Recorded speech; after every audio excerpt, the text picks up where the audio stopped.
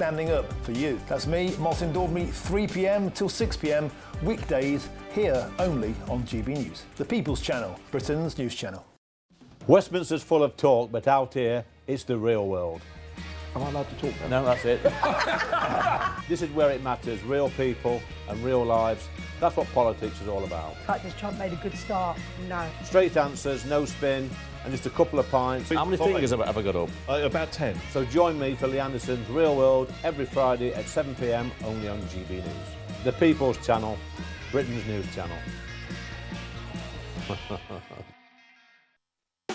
You want to know what's really going on in the corridors of power? Labour don't know what to do with you half the time, and that makes you quite lethal in the chamber. Get behind the headlines with Chopper's political podcast. Join me, Christopher Hope, as I sit down with the great and the good of British politics. We'll see where this ruling takes us. These are the stories shaping our nation. Chopper's political podcast, available now on all platforms. Listen in and stay ahead. It's Patrick Christys tonight, and here we do things differently. It's explaining the absolute madness of this, doesn't it? It's explosive. I mean, this is very good. It's lively. 850. Your government sat there, Sean, and it did nothing. It's controversial. And the Middle East has been in turmoil since before I was born. It's everything you need to kickstart your evening. Everyone's had their Weetabix tonight. I love to see it. That's Patrick Christys tonight, weeknights from 9 p.m. Only on GB News, the People's Channel, Britain's news channel.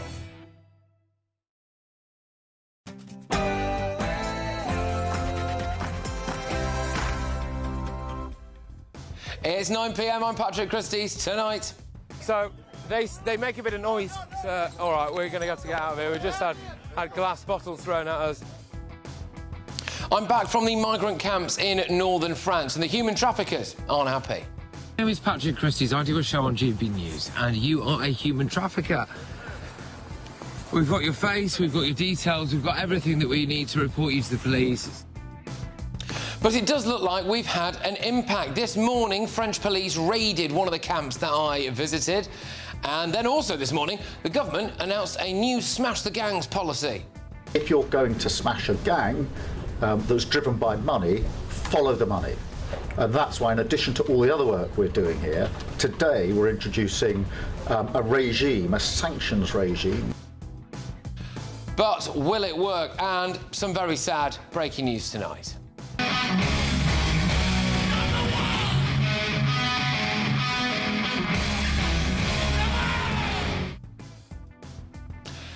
Ozzy Osbourne has died at the age of 76, but it was just weeks after his last gig, and we're going to play you a couple of clips from that a bit later on in the show. But in other news... Farage and Starmer are two sides of the same coin. The Tories have reshuffled their shadow cabinet, but who's in, who's out, and why did she bother doing it? And... Also want everybody to know, if you come to our country illegally, this is one of the consequences you could face. Nigel Farage wants to send criminals to El Salvador, just like President Trump. Do you back that also?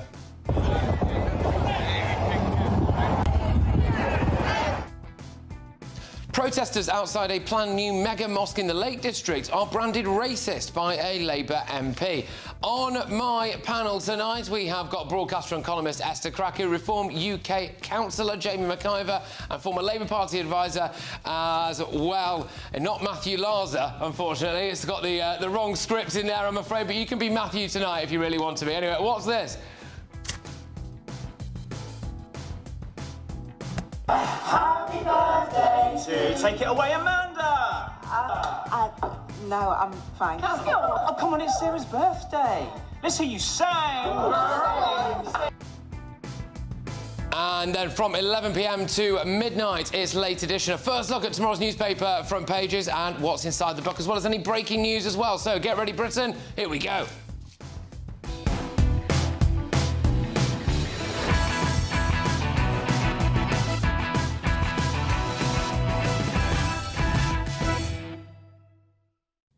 More footage from the Calais jungle next.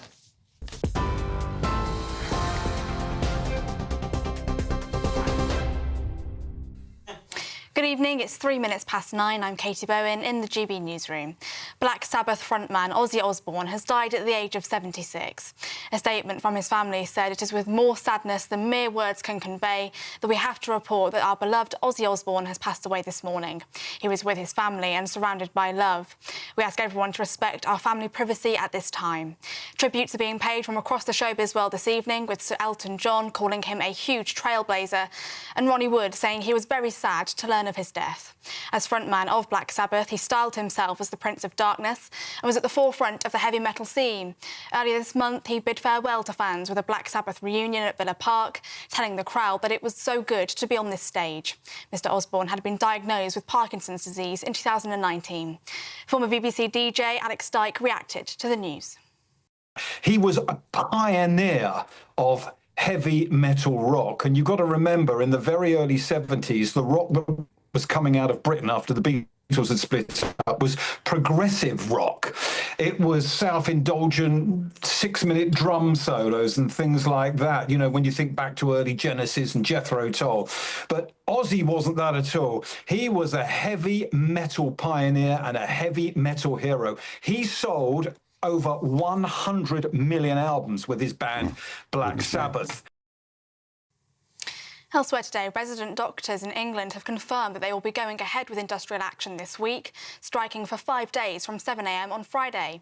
The British Medical Association said that Health Secretary Wes Streeting's letter to the committee lacked any substantive proposal on both pay and non-pay elements, leaving them with no choice but to continue with planned action. Wes Streeting has said resident doctors have recklessly and needlessly opted for strike action, adding that his focus was now on averting harm to patients and supporting NHS staff at work. The strike is set to end at 7 a.m. on Wednesday the 30th of July. A man who murdered his wife as she pushed their 7-month-old baby in a pram has been jailed for life with a minimum term of 28 years. Kulsuma Akhtar died after Habiba Masoom stalked her to a women's refuge in Bradford and attacked her in broad daylight. Passing sentence, Mr Justice Barry Cotter described it as a vicious and merciless attack. And Sir James Cleverly has returned to the Conservative Shadow Cabinet today as Shadow Housing Secretary. That's as leader Kemi Badenoch says she wants all of her heavy hitters on the front bench. Mr Cleverly will go up against Deputy Prime Minister Angela Rayner in his new role. He replaces Kevin Hollinrake, who moves to become Conservative Party chairman. In a statement, Mr Hollinrake said he was honoured to be appointed and that he'll work with the entire Conservative family. Other changes to the team include Nigel Huddleston moving to Shadow Culture Secretary and Stuart Andrew becoming Shadow Health Secretary after Edward Argar resigned the post earlier today due to a health scare. Those are the latest GB News headlines. Now let's go back to Patrick. For the very latest GB News direct to your smartphone, sign up to News Alerts by scanning the QR code or go to gbnews.com/alerts.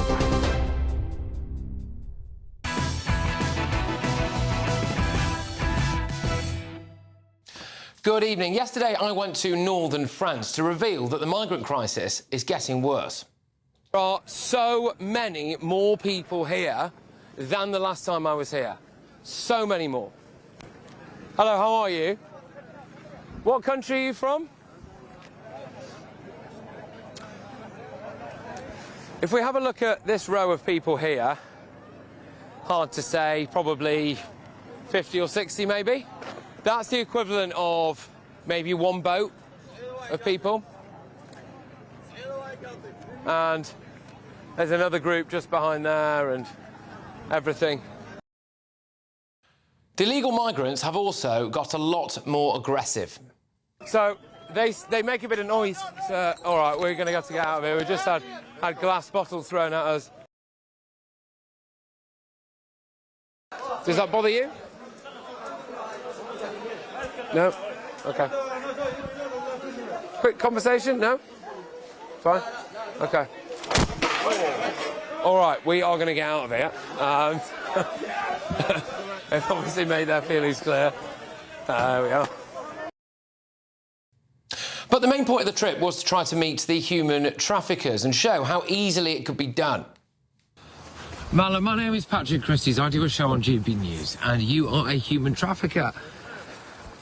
We've got your face, we've got your details, we've got everything that we need to report you to the police. So the French police are going to have all of this information. Just come on, talk to me. Why not talk to me? Look, the game's up. It's finished. Just talk to me. Come on. Why do you help people break into Britain? Come on, Muller. You know, talk to me. We know who you are. Come on. You might as well. Where are you from? Well, this morning, French police appear to have raided one of the camps that I visited. I'm actually going to show you some unseen footage from inside that camp in the next hour. And then, as if by magic, today, Sir Keir Starmer and David Lammy announced a new Smash the Gangs policy. I was chief prosecutor for 5 years, and one of the things that I learned then was if you're going to smash a gang that's driven by money, follow the money. And that's why, in addition to all the other work we're doing here, today we're introducing a regime, a sanctions regime. Today I'm announcing the first sanctions anywhere in the world that goes after those who engage in irregular and illegal migration. It's going after the men in suits that sit behind this evil trade. I personally think that it's a problem that our Foreign Secretary won't call it illegal immigration. He won't call it that. He says irregular migration now. So they're going to sanction the people smugglers, are they? Well, I'm sorry, but I don't think the human traffickers are really exploiting anyone. They are providing a service that people want, and they're so brazen. On Sunday, we went into a camp. I posed as an illegal migrant. I was quoted €1,500 for the Channel crossing, and a group of people came to meet me. Oh. Hello. I'm Patrick Christys. I'm from GBNews. Are and you are a human trafficker, aren't you? Are there? Yes. Why are you bringing people illegally to Britain? Go. Why are you bringing people illegally to Britain? So if you have a look quickly, just quickly, right, because we've got your face. Well, we've got your face here, and we've got your phone number, and we know everything about you. We know your name, Rama. So why are you illegally bringing people into Britain? What I would like to do is to see the government investigating the role that various charity organisations play in all of this. Just from some of my viewers' perspective, what they might think is that there's a warehouse full of men who are about to break into Britain here, and that we have a job to do, so we're just going to go just now. What is the job? We don't really want to share that with you, Right. but thank you for asking. Okay. But we're going to go. Yeah. Have a nice rest of your It's day. just like a lot of people might be a bit annoyed about this, you know, and that you're helping them. This information can save your life. How to send your GPS location when you call for help. They've even got advice on, watch out for a refrigerated truck. Getting on or off a moving truck is very dangerous. If you fall badly, get away from the road. And you can call the emergency number. There's also a bit on if your boat starts to get pushed back, here's what you can do. This is a manual on how to break into Britain, isn't it? The camps are bigger than before. We tracked down 3 human traffickers within a few hours, and I think the government needs to accept that the people coming across the Channel aren't all victims. Right, let's get the thoughts of my panel. We have Reform UK Councillor for Epping Forest, Jamie McIver, former Labour Party advisor Matthew Talbot, and, of course, as well, broadcaster and columnist Esther Cracky. Right, OK, so, bit of policy announcement today that they are going to try and sanction some of these human traffickers. You're laughing straight away at that, Esther. Why? It's like, this is a comedy of errors. Right. Britain is being run by idiots. And you know what's so crazy? And on a serious note, everyone knows what the solution is, which is if you come across the Channel illegally on these small boats, you will not be allowed to stay. Then you destroy the market of these people smugglers, and then boom. It's really that simple. And what is your excuse? Well, we'd like to make room for the women and children in Afghanistan, for example, who don't have 3,000 quid to pay people smugglers, for example. The solution is so painfully obvious, it beggars belief. And I think what people are frustrated with Keir Starmer is he's basically trying to do everything but the obvious. I actually think when he says smash the gangs, he's referring to some sort of intimate setting with these gang members. I don't actually think he's interested in smashing the gangs in the way that we would like him to smash the gangs. Right. Because clearly the gangs are thriving. I mean, just to contextualize this, do you know the average gang in revenue from these people smuggling gangs. Okay. It's about £1 million a month. Well, look, this is it, and we can see them operating incredibly brazenly. They're Jamie. You know, it's one thing talking about freezing their assets. I do just seriously think the boat. Well, I do think that maybe Sir Keir Starmer should go to that migrant camp there and see for himself, because this government does not want to call them illegal migrants anymore either. It's irregular migrants, isn't it? I'm concerned about that use of language. Well, firstly, well done for you for actually going, and I think you're right. I think the Home Secretary and the Prime Minister should actually pay a visit themselves, and if they were doing what you were doing with all of the resources that they have, MI5, MI6, I mean, this could be over overnight, frankly. But do people really think that David Lammy doing a press conference in front of the NCA does anything to stop those people that are earning thousands, if not millions, from this? This, of course, is... People know the minute they get to the shores of Dover, they ain't going back. People know that, they're prepared to pay for it, and these people are profiting from it. And until the British government actually starts to call them illegal migrants and starts to actually use the rhetoric we're seeing from Reform UK, which is that this is an invasion and it's a national security emergency, we don't know who these people are, they're coming to a hotel near you, as my community knows. Until we get round that, I'm afraid the British government will not be taken seriously. Do you think this policy announcement of trying to freeze the assets of some of the human traffickers is actually going to make that much of a difference, or is it a bit window dressing? I wouldn't be confident that it would. I think that part of this sanction is also they won't be allowed to come to the UK. I don't think they'll be bothered. Well, yeah. I think if they wanted to, they could. No, this is it. And the problem is, I think it's very impressive that you went. And I think the reason why people can't just go is you will either go, well, that was brave, or actually very foolish. And that's not to knock you in any way. These people are dangerous people. Having been groomed into a gang before, a very different type of gang, there's a hierarchy. Now, these people, you know, maybe towards the bottom, but they're taking the money and sorting things out.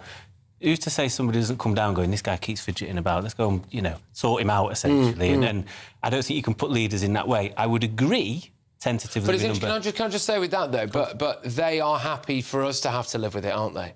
So Keir Starmer and Yvette Cooper and all of that lot are happy for us to live with migrant hotels around the corner, to live with some of the crime issues and everything, and live with the fact that we've had some of those people smugglers, for example, their pictures are them with guns and helicopters. One of them's been dishing out ISIS propaganda. They're happy for us to live with that. So why shouldn't they go to those places and see it for themselves, you know? Why not? I think I would tentatively agree with number 10 in that there isn't a silver bullet. I think there's several things that need to be done. There are international treaties that need ratifying, and the French clearly aren't doing enough, and in a way this could be argued, it's all well and good our government doing something, we're paying hundreds of millions of pounds, and this lot are sort of doing whatever they want in many cases. I think you have to look at offshore processing. I think involved with the international treaties, you need to ensure that actually if you do come here illegally, as Esther said, that you are deported, because at the moment there is no mechanism to be able to do that. I just actually don't think they're doing anything. Well, the thing is, I just don't think they're doing anything. Why would they do? They're not even calling it illegal migration, and it's they are of the view that they can skirt around the issue and do everything but just face it head on. We're not saying these people are. We're not saying they're not from desperate situations, they're not asylum seekers or whatever.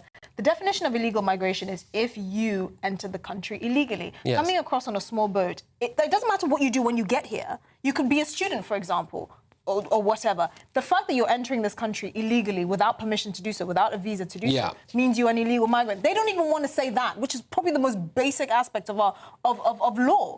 But the problem is, as well, is ideologically, those Labour MPs, if it wasn't for the fact they were going to lose their seats to Reform, many of them, actually, they don't ideologically want to stop those boats. They would actually rather be on the shores of Dover welcoming them and finding them a really nice job in Camden or something. I'm afraid a lot of these Labour MPs would rather these people entered the country illegally and started a small business in their high street. I'm afraid we have a government which is supported by MPs like that, because that's how the government has been formed, and you've got members of Parliament who, frankly, don't mind. OK, so what would you say to that, then? That actually, you know, what we were able to show quite quickly there was the fact that these camps have grown, which would indicate that they're not afraid of being smashed. And then you've also got the human traffickers that are just operating with absolute impunity. I don't understand why we couldn't stop that. Like, it just feels like they're not doing anything.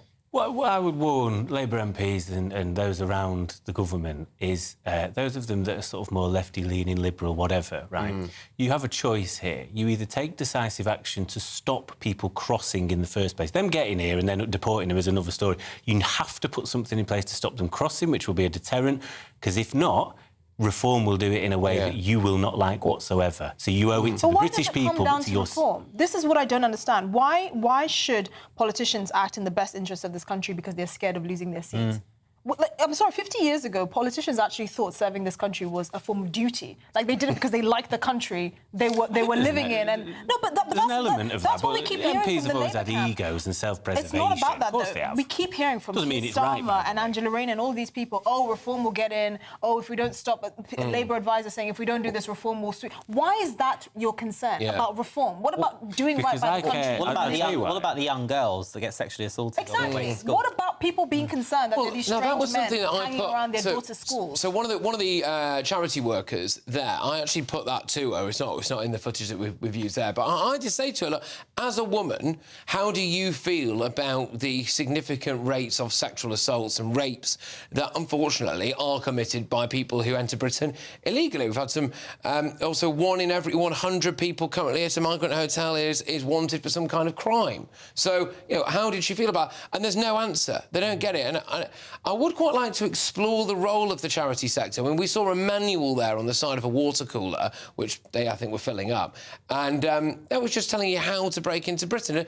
There's a fine line, isn't there, Matthew, between the kind of charity sector and helping traffic people into Britain, I think. Yeah, but I think this is purely because most people I've met in the charity sector are very nice, good-willing people, whatever. Well, they're very middle class. These types of issues don't tend to affect them. And I don't wish to speak for them, but I can only assume that they think, well, they're going to do this anyway. You know, I don't want them to die, therefore we'll give them some safety information. Now, there'll be many people that go, well, if you're going to do something like that, if you die, that's your fault. But I suppose that's the sort of things that they're thinking. But I don't know, you'd have to ask them, and there is no answer, apparently. No, they weren't particularly keen. Look, I would just urge people like Yvette Cooper, like Keir Starmer, to go to some of those camps and then just see for yourself whether or not you think that all the people being brought across the channel are indeed victims, or whether they've decided that they want to do that of their own free will, and the gangs that they're not actually there taking advantage of them, they're just there to provide a service that these people want. I just don't know if they'd want to be confronted by that reality, really. But anyway, we have got 2 weeks remaining for our latest Great British giveaway. Your chance to win an incredible £54,321 in tax-free cash. Here's how you can be in it to win it. £54,321 in tax-free cash really could be yours. But what's it like to be a big Great British giveaway winner? I'm Paul from Sheffield. I was the winner of a very nice motorhome and £5,000 in cash off GBNews. Yeah, he just pinged up money in, 5,000, and I'm like, wow, I have actually won this competition. It has changed my life. It's given me stability and it's given me something to look forward to. Anybody can win. I never thought I was going to win, and I did. So thank you, GBNews. Lines close on the 1st of August, so make sure you don't miss out. For another chance to win, text cash to 63225. One entry costs £2.50 plus one standard network rate message. Or text bonus to 63225. 5 entries cost £5 plus one standard network rate message. Go to gbnews.com/win. Entries start at £2.50. Call 0903 686 3232. Calls cost £2.50 plus your network access charge. Or post your name and number to GB14 PO Box 8690 Derby DE1 9TT. UK only. Entrance must be 18 or over. Lines close at 4 p.m. on the 1st of August. Please check the closing time if listening or watching on demand. Good luck. Well, loads coming your way, including this. Farage and Starmer are two sides of the same coin. So James Cleverly is back in the shadow cabinet after a reshuffle earlier today, but he's anti-leaving the ECHR, anti-Nigel Farage, possibly pro-house building. But is he really the answer to the Tory party's woes? But before that, though, a Russian banker who was sacked over an affair with a colleague has blamed his dismissal on the, quote, post-MeToo work environment. So is he right? Has MeToo gone too far? That's next.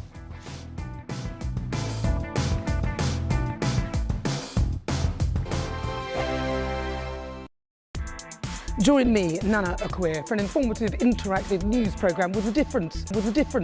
It's fun. No, he didn't say that, though. I'm so surprised. I think there's an element of truth to that. Join me from 3 p.m. every weekend, only on GB News, Britain's news channel. Good Afternoon Britain isn't just about us. The wonderful thing about this programme is it's about everyone watching. It's an interactive programme. Well, there absolutely is something to see here, and we're going to be talking about it more. Whether it's breaking royal news, please bring us up to date, or indeed a particularly punchy speech in the House of Commons. Very, very curious. We bring it to you live, and then we bring you live reaction as well. That's Good Afternoon Britain, weekdays from midday. Only on GB News, the People's Channel, Britain's news channel. From the school run to the home run, watch a new show for all of Britain. He can say whatever he wants. A straight-talking show where all voices are heard. And, you know, when are we going to stop talking about smashing the gangs and actually do it? With the stories that matter from every part of our country. There's a bit of a crash landing there for your Chancellor. Bold, fearless and standing up for you. That's me, Martin Dordme, 3 p.m. till 6 p.m, weekdays, here only on GB News. The People's Channel, Britain's news channel. Britain was once the envy of the world, but look around. A nation that no longer knows what it is or where it's going. A country that's broken. How do we fix Britain? How do we bring it back? Friday night with Matt Goodwin at 8 p.m, only on GB News. At GB News, we are proud to stand for you, for the Britain you love, for the communities you live in. That's what makes us the fearless champions of Britain. Its voices and its values. Because we, at GB News, the People's Channel, Britain's news channel. You've read the headlines, you've heard what those in power have to say.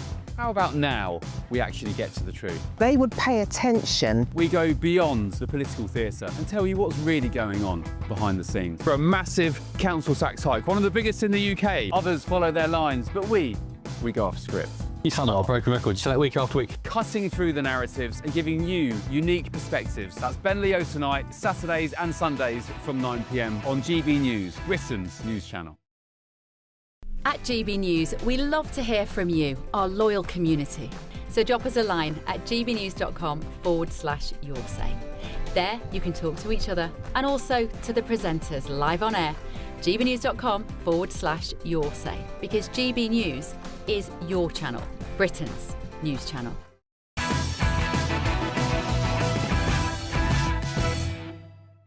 Welcome back. Coming up, will today's shadow cabinet reshuffle really be enough to revive the Tories party's fortunes? I am also going to be showing you some unseen footage from inside some of those Calais migrant camps. But before that, has Me Too gone too far? It's time now for the head-to-head. Well, the reason I ask this is because a banker sacked over an affair has blamed his dismissal on, quote, post-Me Too work culture. Stanislav Stepchuk was dismissed after the investment bank Merrill Lynch, quote, lost trust in him following an affair with a younger colleague. An internal investigation concluded that the relationship had been consensual and rejected his colleague's complaint of sexual harassment, but the Russian was still dismissed for misconduct. He's now suing the bank for unfair dismissal. In a grievance letter, the banker claims that Merrill Lynch sacked him to protect itself, accusing the bank of failing to investigate the younger woman's behaviour because of this post-Me Too culture, where everyone seems to assume vulnerability can only be one way. Well, it was less risky for them to sack me because of my age and that I am a man, he said. Well, the Me Too movement erupted in 2017, didn't it, following widespread allegations about the Hollywood film producer Harvey Weinstein, and saw many women speak out about their own experiences of sexual harassment. So tonight I'm asking, has Me Too gone a bit too far? Well, going head-to-head on this now are the social commentator Debbie Arnold and the author and activist Dr. Lisa McKenzie. Great to see you both. Thank you very, very much. Debbie, I'll start with you. Has Me Too gone too far? Well, I don't think it has. I mean, I think it could probably go a bit further. But I think the thing is, with something like this banker, it seems such a ridiculous story that he's done something with a younger colleague and he's been sacked because he threatened her. allegedly, didn't he? And so it's not about his conduct. When they went into the whole thing, they said it's about, you know, they having a consensual affair. But since when has Me Too got involved in this? I mean, I think he's just making an excuse because he wants her to be investigated. But he had the affair with her, and it was consensual. OK, so Lisa, what do you think about this? Do you think that Me Too's kind of overreached a little bit now? I think it's a more complicated issue. If Me Too is pushing women's rights, Me Too hasn't gone anywhere near enough. Of course it hasn't. You know, women are still paid less than men. And what the Me Too did do is it allowed us to look at grooming, we allowed to look at coercion, it allowed us to think about this in a wider issue. I think what has happened is men, in particular, are probably feeling a bit aggrieved because perhaps some of their actions are being held to account. Perhaps there is, you know, the dreaded HR, are frightened of the victim. And so, therefore, you know, I think there is some of that. That is what is happening. I think the dreaded HR... He should be kept to account, this guy, because what he did was, allegedly, he threatened this girl. Because he said to her, if you say anything to my wife and my unborn child will die and it's all your fault. So I think the thing is, you know, he deserves to be sacked for saying things like that. Why should she have to sit there and listen to him threaten her? Is that Me Too? Is that part of the Me Too movement? Or is that just against a younger colleague and an older... And he's not that old anyway, he's only 33. But I think he's behaved very badly. And... You know, there's a wider issue here about the power of HR, and I think we've seen it this week with the Sandy Peggy case. And the way that the HR and the diversity officers that now are sort of spreading across companies. And so what is happening is everybody is frightened to do anything. So they're looking for the least worst option. So I think men are now particularly worried about this. And I think that's what's happening here. I don't think I don't think Me Too is to blame. I don't think Me Too is to blame. No, I agree with you. I don't think Me Too is to blame. But what I think it is now is that men, whereas previously he probably would have got away with it, now he doesn't. Previously, men cannot get away with things now, as women can't either. I don't think it should just be saying that it's because he's a man. I think it's just the way he's behaved. Whereas previously, because he was a man, he would have got away with it. All right. Yeah. Well, thank you very much. I had to do absolutely nothing there, but just sit back and enjoy you two having a conversation. So that was great. And I'll see you both next time. That's activist Dr. Lisa McKenzie and social commentator Debbie Arnold. See you soon. Right. Lots more on the show. Big story this. Here it is.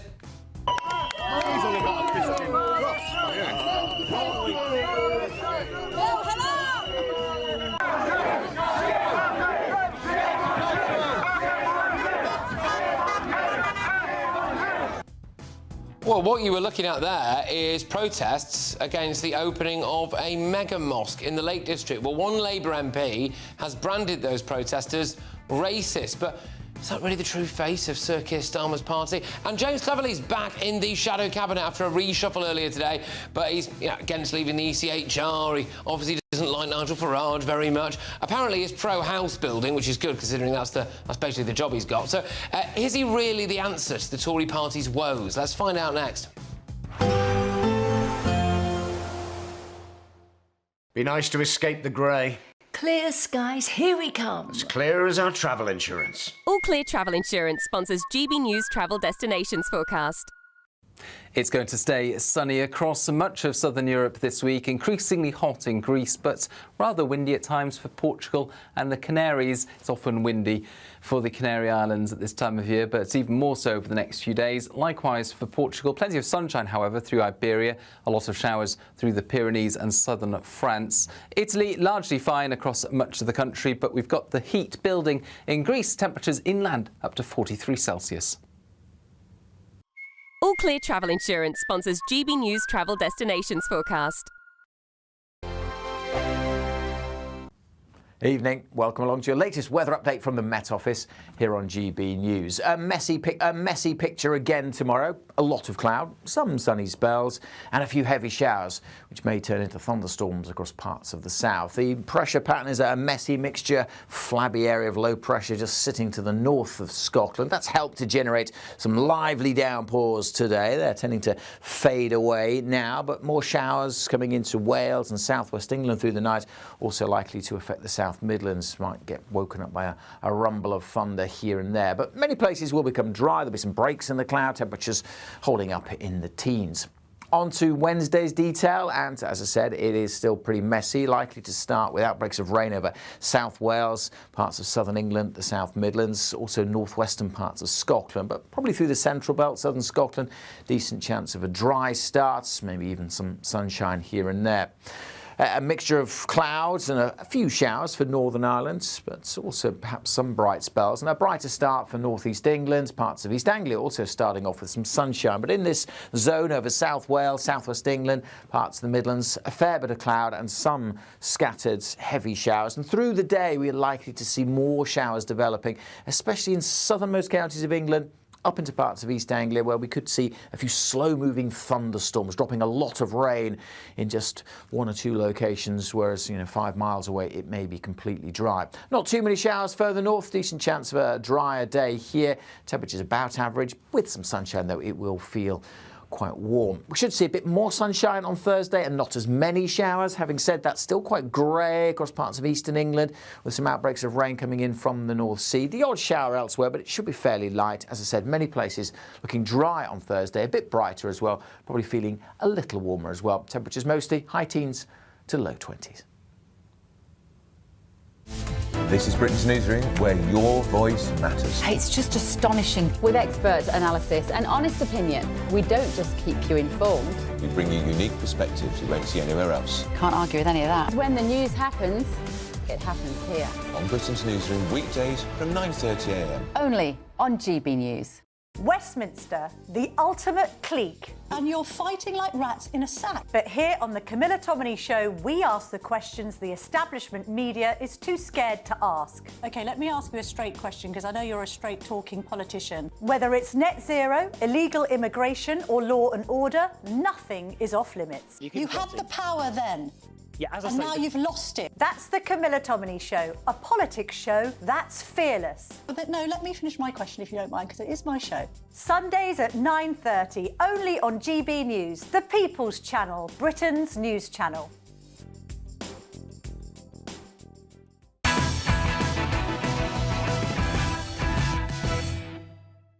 Welcome back to Patrick Christys Tonight, only on GB News. So coming up, is it really racist to protest against the construction of a new mosque in an area with, well, roughly speaking, 300 Muslims? It's a very large area, though, the Lake District. But anyway, before that, Sir James Cleverly is back on the Conservative front bench, this time to take on Labour's Angela Rayner.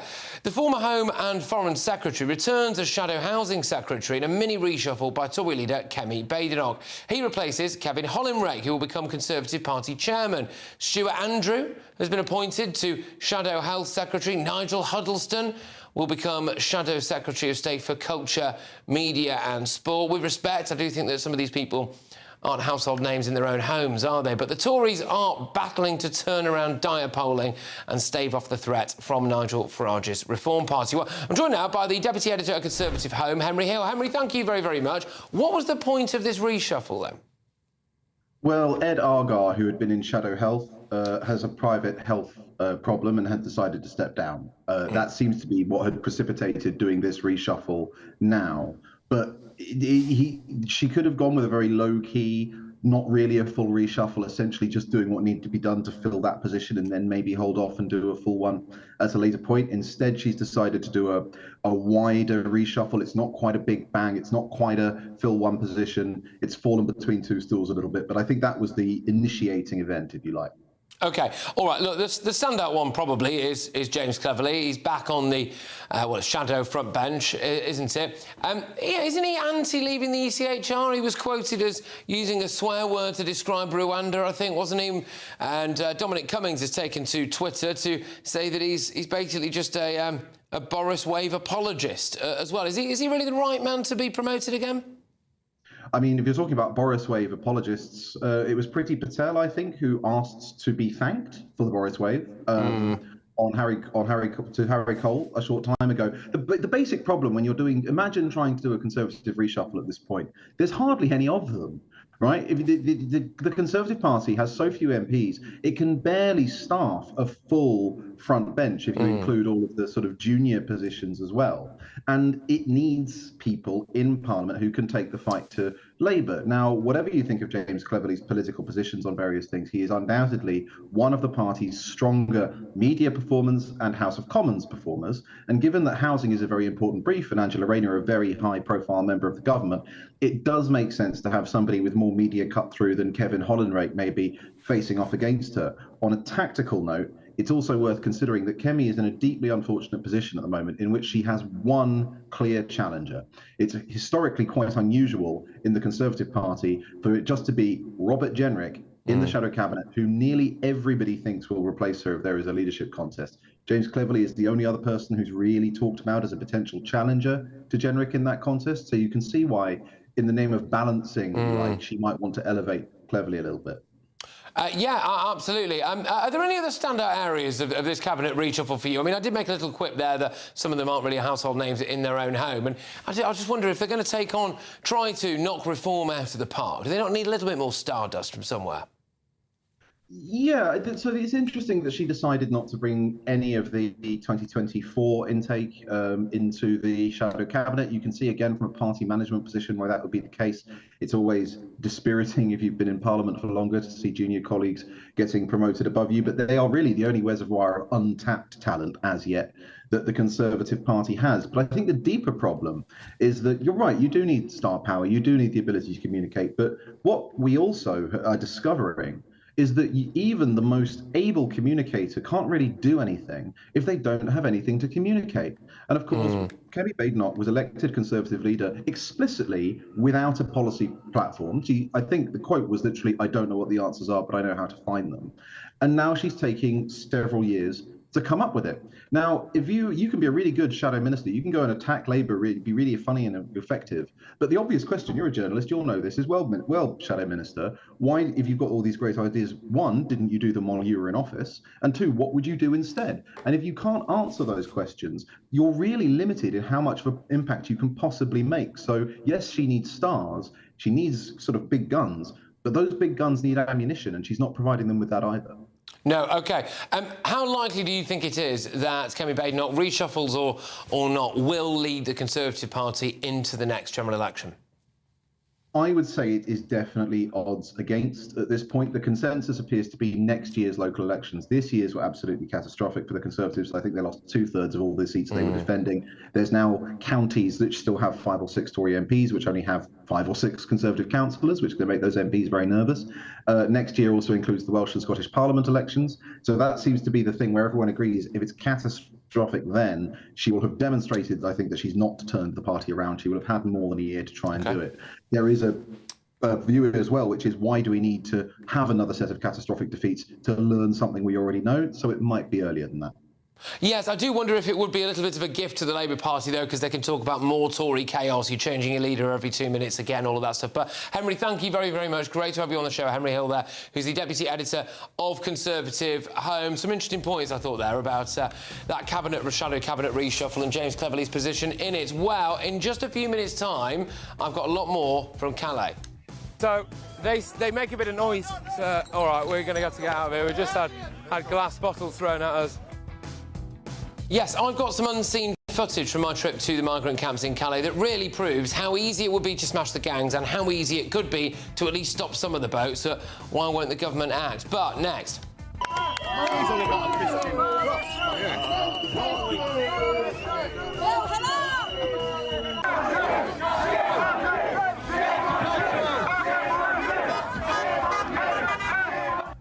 That's a big protest outside a planned site for a mega mosque in Cumbria. But a Labour MP has branded those protesters racist. Is that the true face of Starmer's party? That's next. Welcome back to Britain's Newsroom with Andrew and Beth. Hello everyone, Patrick Christys here. Michelle Jude, Britain's News Channel. Access the stories that matter to you. Take the GB News family with you on any device.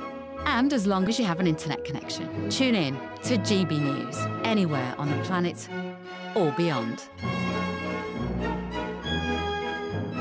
GB News, the People's Channel, Britain's news channel. From the school run to the home run, watch a new show for all of Britain. He can say whatever he wants. A straight-talking show where all voices are heard. And, you know, when are we going to stop talking about smashing the gangs and actually do it? With the stories that matter from every part of our country. There's a bit of a crash landing there for your Chancellor. Bold, fearless and standing up for you. That's me, Martin Daubney, 3 p.m. till 6 p.m, weekdays, here only on GB News. The People's Channel, Britain's news channel. Westminster's full of talk, but out here, it's the real world. Am I allowed to talk No, now? that's it. This is where it matters, real people and real lives. That's what politics is all about. In fact, has Trump made a good start? No. Straight answers, no spin, and just a couple of pints. How many fingers have I got up? About 10. So join me for Lee Anderson's Real World every Friday at 7 p.m, only on GB News. The People's Channel, Britain's news channel. You want to know what's really going on in the corridors of power? Labour don't know what to do with you half the time, and that makes you quite lethal in the chamber. Get behind the headlines with Chopper's political podcast. Join me, Christopher Hope, as I sit down with the great and the good of British politics. We'll see where this ruling takes us. These are the stories shaping our nation. Chopper's political podcast, available now on all platforms. Listen in and stay ahead. Mornings don't have to be tiresome, especially if you have the right company. Wake up to news as it happens, opinion and debate, and of course, a little bit of entertainment too. Because when the kettle's on, we're on. That's Breakfast on GB News, a show worth waking up for. Every morning from 6 a.m. Only on the People's Channel, Britain's news channel. We'll spread the news, you spread the word. Hi, I'm Michelle Dewberry, and my show is your opportunity to cut through all the noise and dive in headfirst to some robust debates. Ideas clash. Situation, isn't it? No, because the failure is you're deliberately avoiding my point. Nothing's held back, And if you think this is the end of it, wait for more. and we do not shy away from the difficult stuff. Sometimes I want to shake people and say, if only you understood. So join me on Dubes and Co weeknights at 6 p.m, only on GB News, Britain's news channel.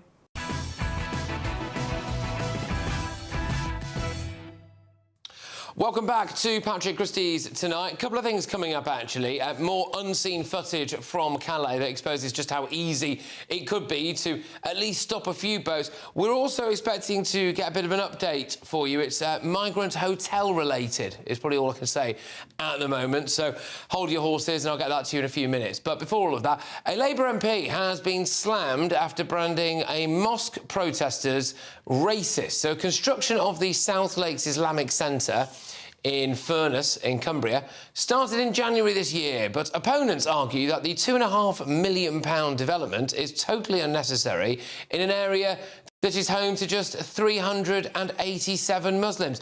Police were called over the weekend after Stand Up to Racism protesters clashed with those opposing the mosque. But speaking at a local protest, a local Labour MP, Michelle Scroggum, fanned the flame. She said, "There's absolutely no place for racism in Cumbria. The comments that plague the social media pages constantly don't represent the people of this area. The people of this area have always been incredibly welcoming. We've had immigration on a mass scale for many, many years." Right, there you go, anyway. Anybody that wants to come here and say you're not welcome, they're wrong. It's just utterly wrong. Well, I used to live in that area, and I have loads of mates in that area, and I was up there last month, and I can just say that she is actually wrong. But anyway, I'm joined now by journalist Suzanne Evers. Do you think people have a right to protest against the mega mosque, Suzanne? Of course they do. People have a right to protest in this country about just about everything they want. And frankly, I mean, Michelle Scroggum's comments are quite unbelievable. To start start with they're ignorant. Islam is not a race, so how opposing it can be racist is completely beyond me.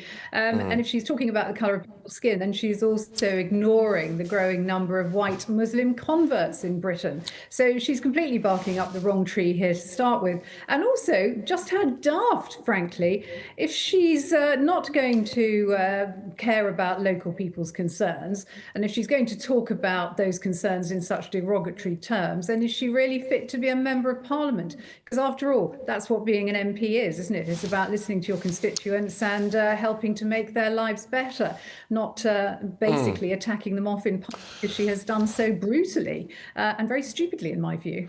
Well, you know, around Cumbria, it is a tremendous open space, an area of outstanding natural beauty.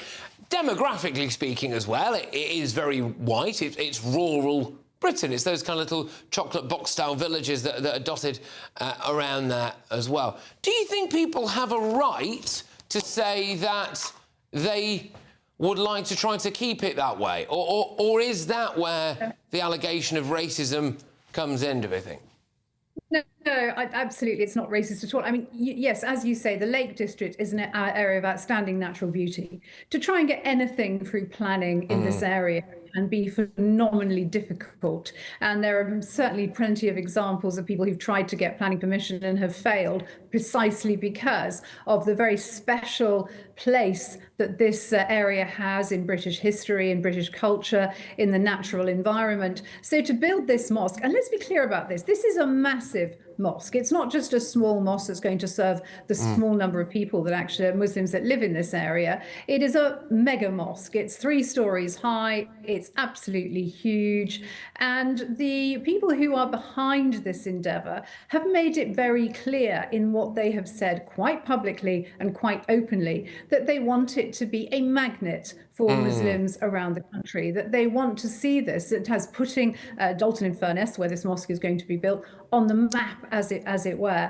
And that's very clear in the public statements they've made, in the way in which they're going about their fundraising, talking about this being a centre for Muslims in Britain. So that what they're really talking about is bringing quite considerable change to this area, where at the moment only around 0.4% of the population are Muslim. So, as I say, it's interesting as well, because I've seen quite a few videos from this site of various different people, social media personalities, really, especially some ones that are really prominent in the Muslim community, going around this and speaking to some of the people who are doing the construction there. And I saw one video where the guy who basically came up with the idea of having this mega mosque is actually a convert himself. He's quite a young lad, and there don't seem to be that many Muslims in the local area. Sometimes people make the point that at Furness General Hospital there might be several Muslim staff there. There might be a few people, I think they've made the point previously, that some of them work in restaurants and whatever else, and there's obviously just some people who happen to be Muslim who live there. But there's not a huge Muslim community, and I suppose the idea would be that it might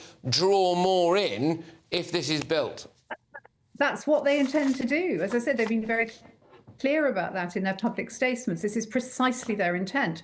And of course, any major development like this that's going to draw people from a wide area is going to be very difficult in terms of planning. You know, there's going to be noise, there's going to be traffic problems, potentially parking problems, there's going to be access issues for locals. And of course, these were all issues that were brought up before the planning committee hearing, but Cumbria Council has decided to push ahead with it. Frankly, I'm surprised it's got the go-ahead, but there you are, it's got the go-ahead. Oh, well, it has, yes. And I want to get your take on whether or not that is the Labour Party mentality. So what we've seen there from Michelle Scroggum, who is saying that basically you're racist if you want to protest about it.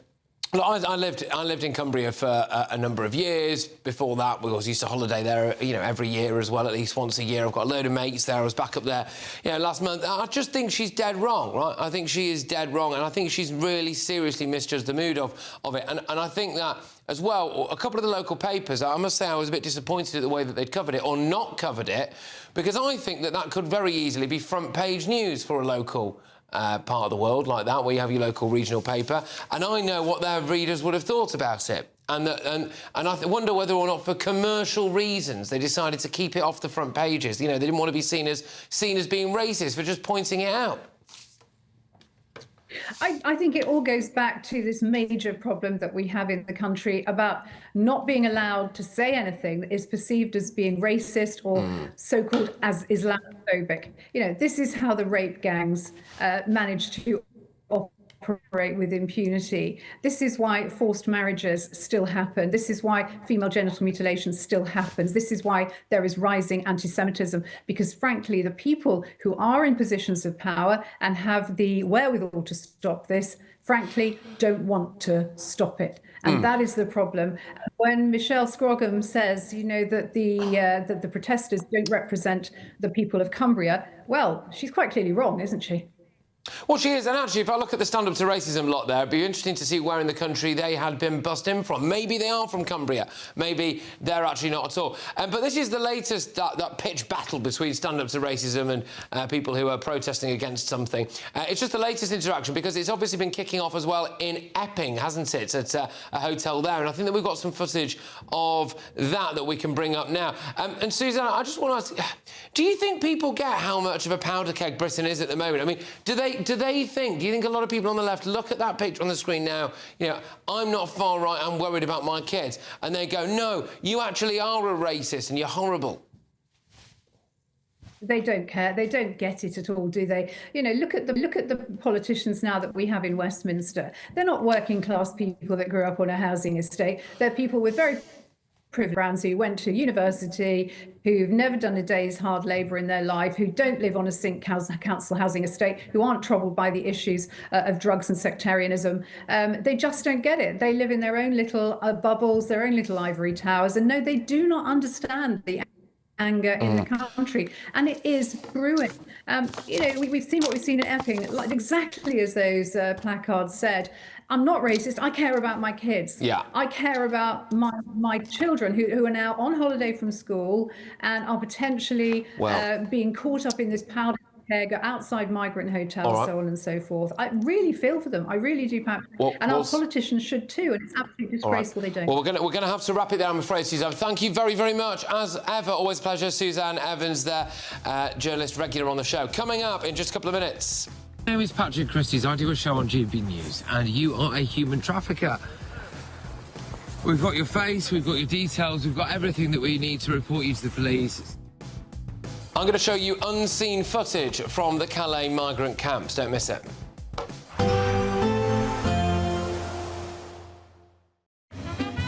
A positive outlook through the night will power through to a bright day ahead. Boxed Home Battery Storage, sponsors of weather on GB News. Evening. Welcome along to your latest weather update from the Met Office here on GB News. A messy picture again tomorrow. A lot of cloud, some sunny spells and a few heavy showers, which may turn into thunderstorms across parts of the south. The pressure pattern is a messy mixture, flabby area of low pressure just sitting to the north of Scotland. That's helped to generate some lively downpours today. They're tending to fade away now, but more showers coming into Wales and southwest England through the night, also likely to affect the South Midlands. Might get woken up by a rumble of thunder here and there, but many places will become dry. There'll be some breaks in the cloud, temperatures holding up in the teens.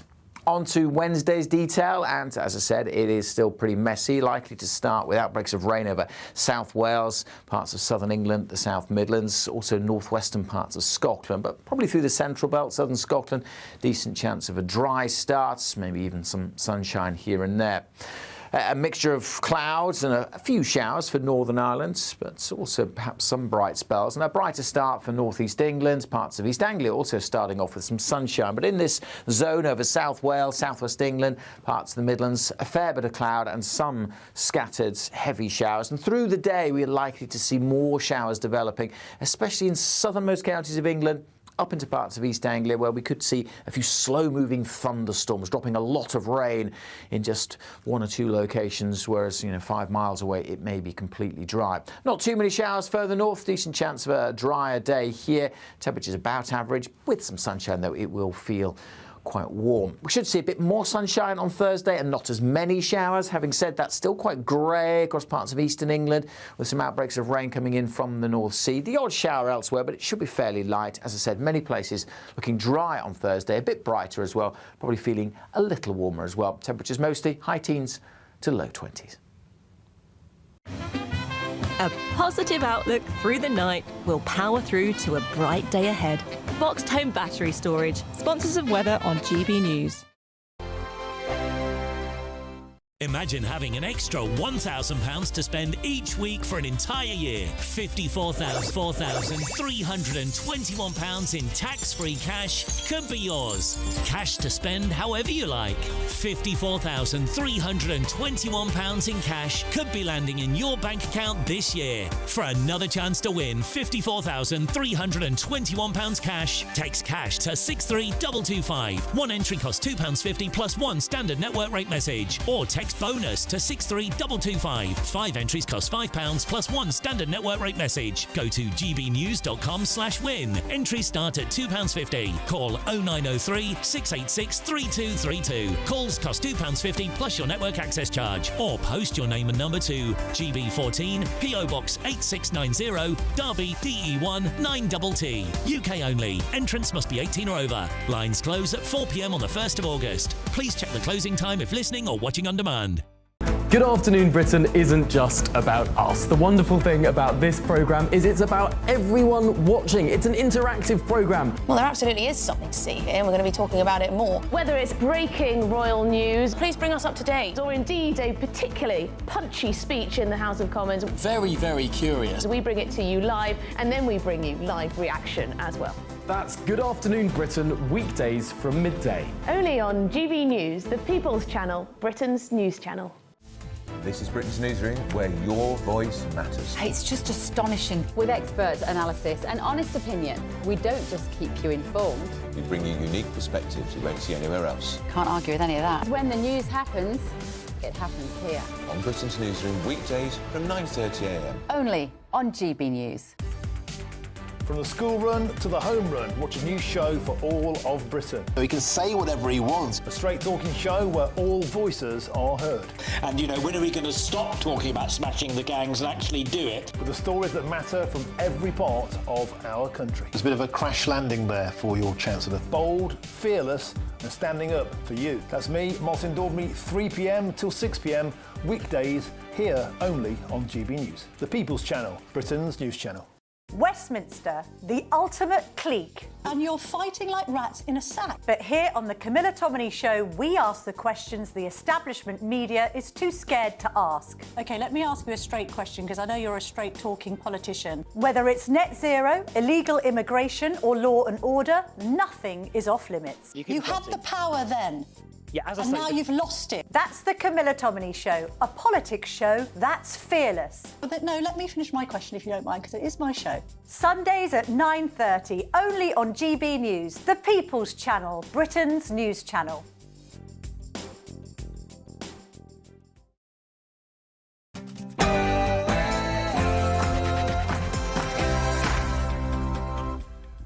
It's 10 p.m. I'm Patrick Christys. Tonight. So they make a bit of noise. All right, we're going to get out of here. We just had glass bottles thrown at us. I'm back from the migrant camps in northern France, and I've got some never-before-seen footage. Our prime minister says that he might deport you. You're not worried about that? We don't need anything. Okay. Just leave us alone. Okay. We had a lot of problems. You've had some problems? Yeah. What kind of problems? And the human traffickers, well, they're not very happy with me. My name is Patrick Christys. I do a show on GB News, and you are a human trafficker. We've got your face, we've got your details, we've got everything that we need to report you to the police. But it looks like we did have a bit of an impact. So this morning, French police raided one of the camps that I visited. In fact, I'm going to show you inside that camp in just a moment's time. And then also this morning, our government announced a new Smash the Gangs policy. If you're going to smash a gang that's driven by money, follow the money. And that's why, in addition to all the other work we're doing here, today we're introducing a regime, a sanctions regime. And some very sad breaking news tonight.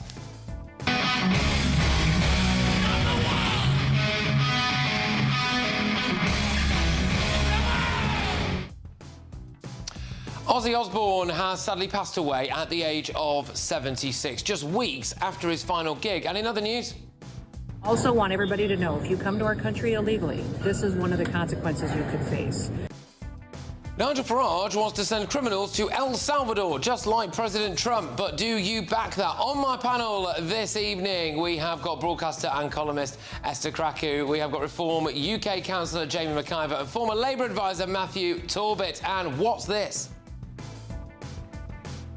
Happy birthday to... Take it away, Amanda! No, I'm fine. Oh, come on, it's Sarah's birthday. Let's hear you sing. And then from 11 p.m. to midnight, it's Late Edition. A first look at tomorrow's newspaper front pages, what's inside the book, any breaking news. And I do have some breaking news for you when I come back, which is in relation to a very famous hotel in London. Get ready, Britain. Here we go.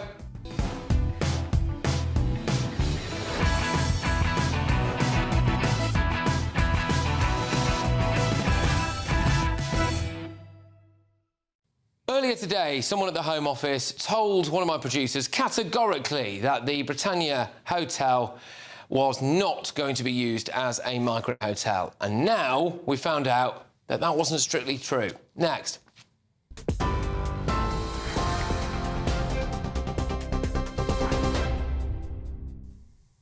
Good evening, it's 3 minutes past 10. I'm Katie Bowen in the GB newsroom. Black Sabbath frontman Ozzy Osbourne has died at the age of 76. A statement from his family said it is with more sadness than mere words can convey that we have to report that our beloved Ozzy Osbourne has passed away this morning. He was with his family and surrounded by love. We ask everyone to respect our family privacy at this time. Tributes are being paid from across the showbiz world this evening, with Sir Elton John calling him a huge trailblazer and Ronnie Wood saying he was very sad to learn of his death. Black Sabbath co-founder Tony Iommi has said he can't really find the words following the, quote, heartbreaking news of Ozzy Osbourne's death. As frontman of Black Sabbath, he styled himself as the Prince of Darkness and was at the forefront of the heavy metal scene. Earlier this month, he bid farewell to fans with a Black Sabbath reunion at Villa Park, telling the crowd that it was so good to be on this stage. Mr. Osbourne had been diagnosed with Parkinson's disease in 2019. Former BBC DJ Alex Dyke reacted to the news. He was a pioneer of heavy metal rock. And you've got to remember, in the very early 70s, the rock that was coming out of Britain after the Beatles had split up was progressive rock.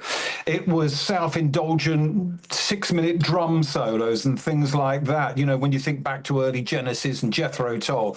But Ozzy wasn't that at all. He was a heavy metal pioneer and a heavy metal hero. He sold over 100 million albums with his band Black Sabbath. Elsewhere today, resident doctors in England have confirmed that they will be going ahead with industrial action this week, striking for 5 days from 7 a.m. on Friday. The British Medical Association said that Health Secretary Wes Streeting's letter to the committee lacked any substantive proposal on both pay and non-pay elements, leaving them with no choice but to continue with planned action. Wes Streeting has said resident doctors have recklessly and needlessly opted for strike action, adding that his focus was now on averting harm to patients and supporting NHS staff at work. The strike is set to end at 7 a.m. on Wednesday the 30th of July. A man who murdered his wife as she pushed their 7-month-old baby in a pram has been jailed for life with a minimum term of 28 years. Kulsuma Akhtar died after Habiba Massoum stalked her to a women's refuge in Bradford and attacked her in broad daylight. Passing sentence, Mr Justice Barry Cotter described it as a vicious and merciless attack. And Sir James Cleverly has returned to the Conservative Shadow Cabinet today as Shadow Housing Secretary. That's as leader Kemi Badenoch says she wants all of her heavy hitters on the front bench. Mr Cleverly will go up against Deputy Prime Minister Angela Rayner in his new role. He replaces Kevin Hollinrake, who moves to become Conservative Party Chairman. In a statement, Mr Hollinrake said he was honoured to be appointed and that he'll work with the entire Conservative family. Other changes to the team include Nigel Huddleston moving to Shadow Culture Secretary and Stuart Andrew becomes Shadow Health Secretary after Edward Argar resigned the post earlier today due to a health scare. Those are your latest GB News headlines. Now let's go back to Patrick. For the very latest GB News direct to your smartphone, sign up to News Alerts by scanning the QR code or go to gbnews.com/alerts.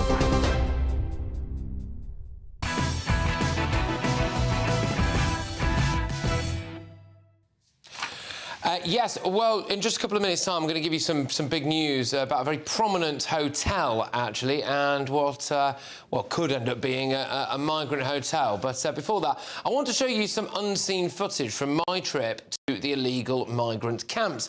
This is the location of the largest illegal migrant camp in France. We've circled it in green there. It's actually a cluster of camps, all huddled together in the wooded areas. Now, every single person is there, really, because they want to come to Britain. Or they are, of course, human traffickers, so they're helping people come to Britain. Here's what it's like inside some of those woods. We are just near Dunkirk at the moment. Now, you might recognise this camp from the last time I reported here. What I want to do is see whether or not the camps have grown. I also want to try to show you the scale of the issue. So this is one of several camps dotted along this line of coast. Just beyond that tree line over there is the beach.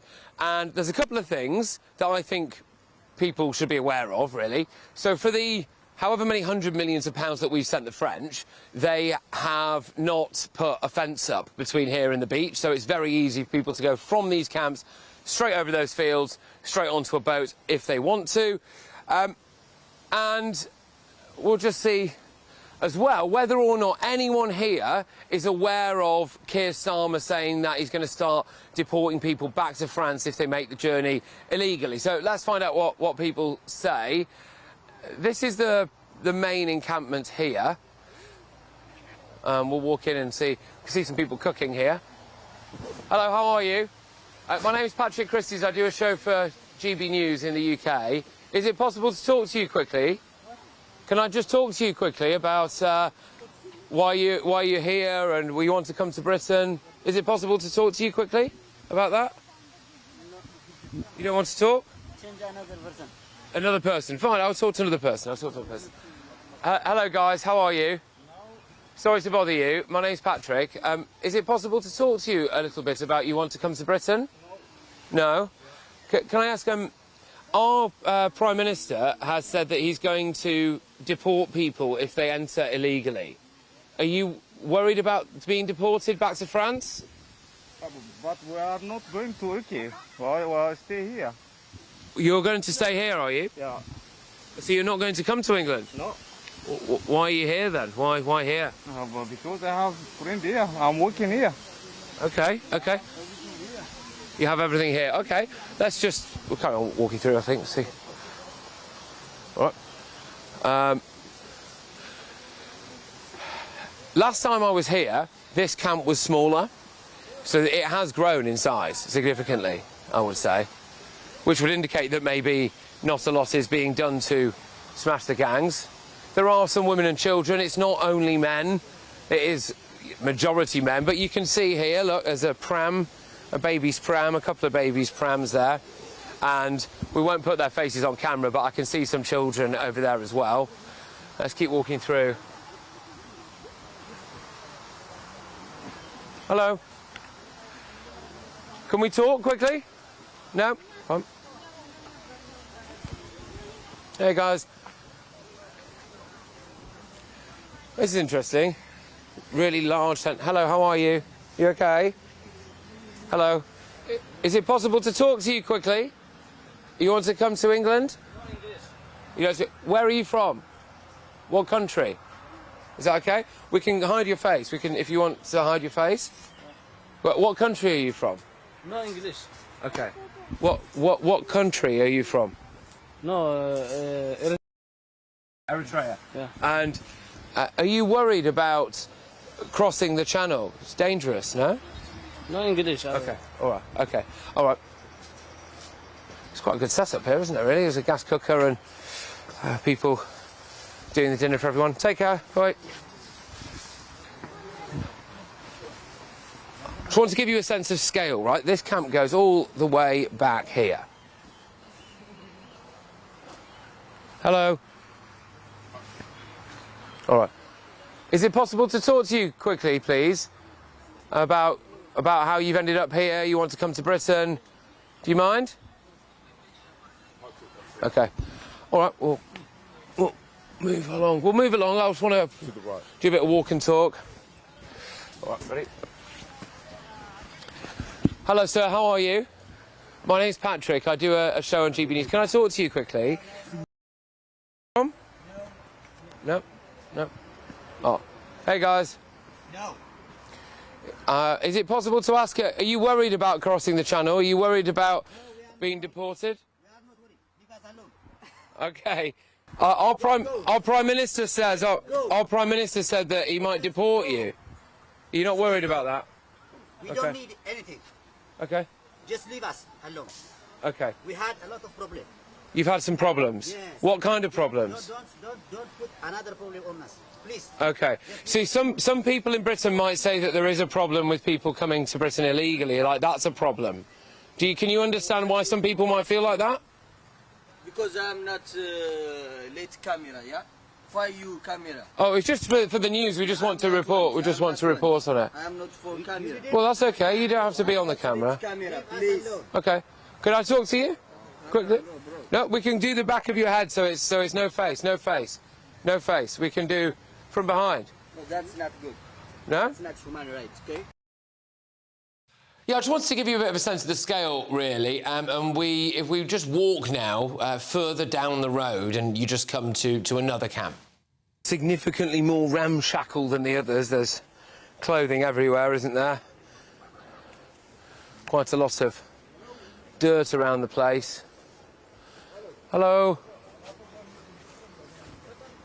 See if we can talk to someone. Hello. Hello. Sorry to bother you. My name is Patrick. I do a show at GBNews. Can I talk to you? It's okay, it's okay, it's okay, it's okay. Can I talk to you, please?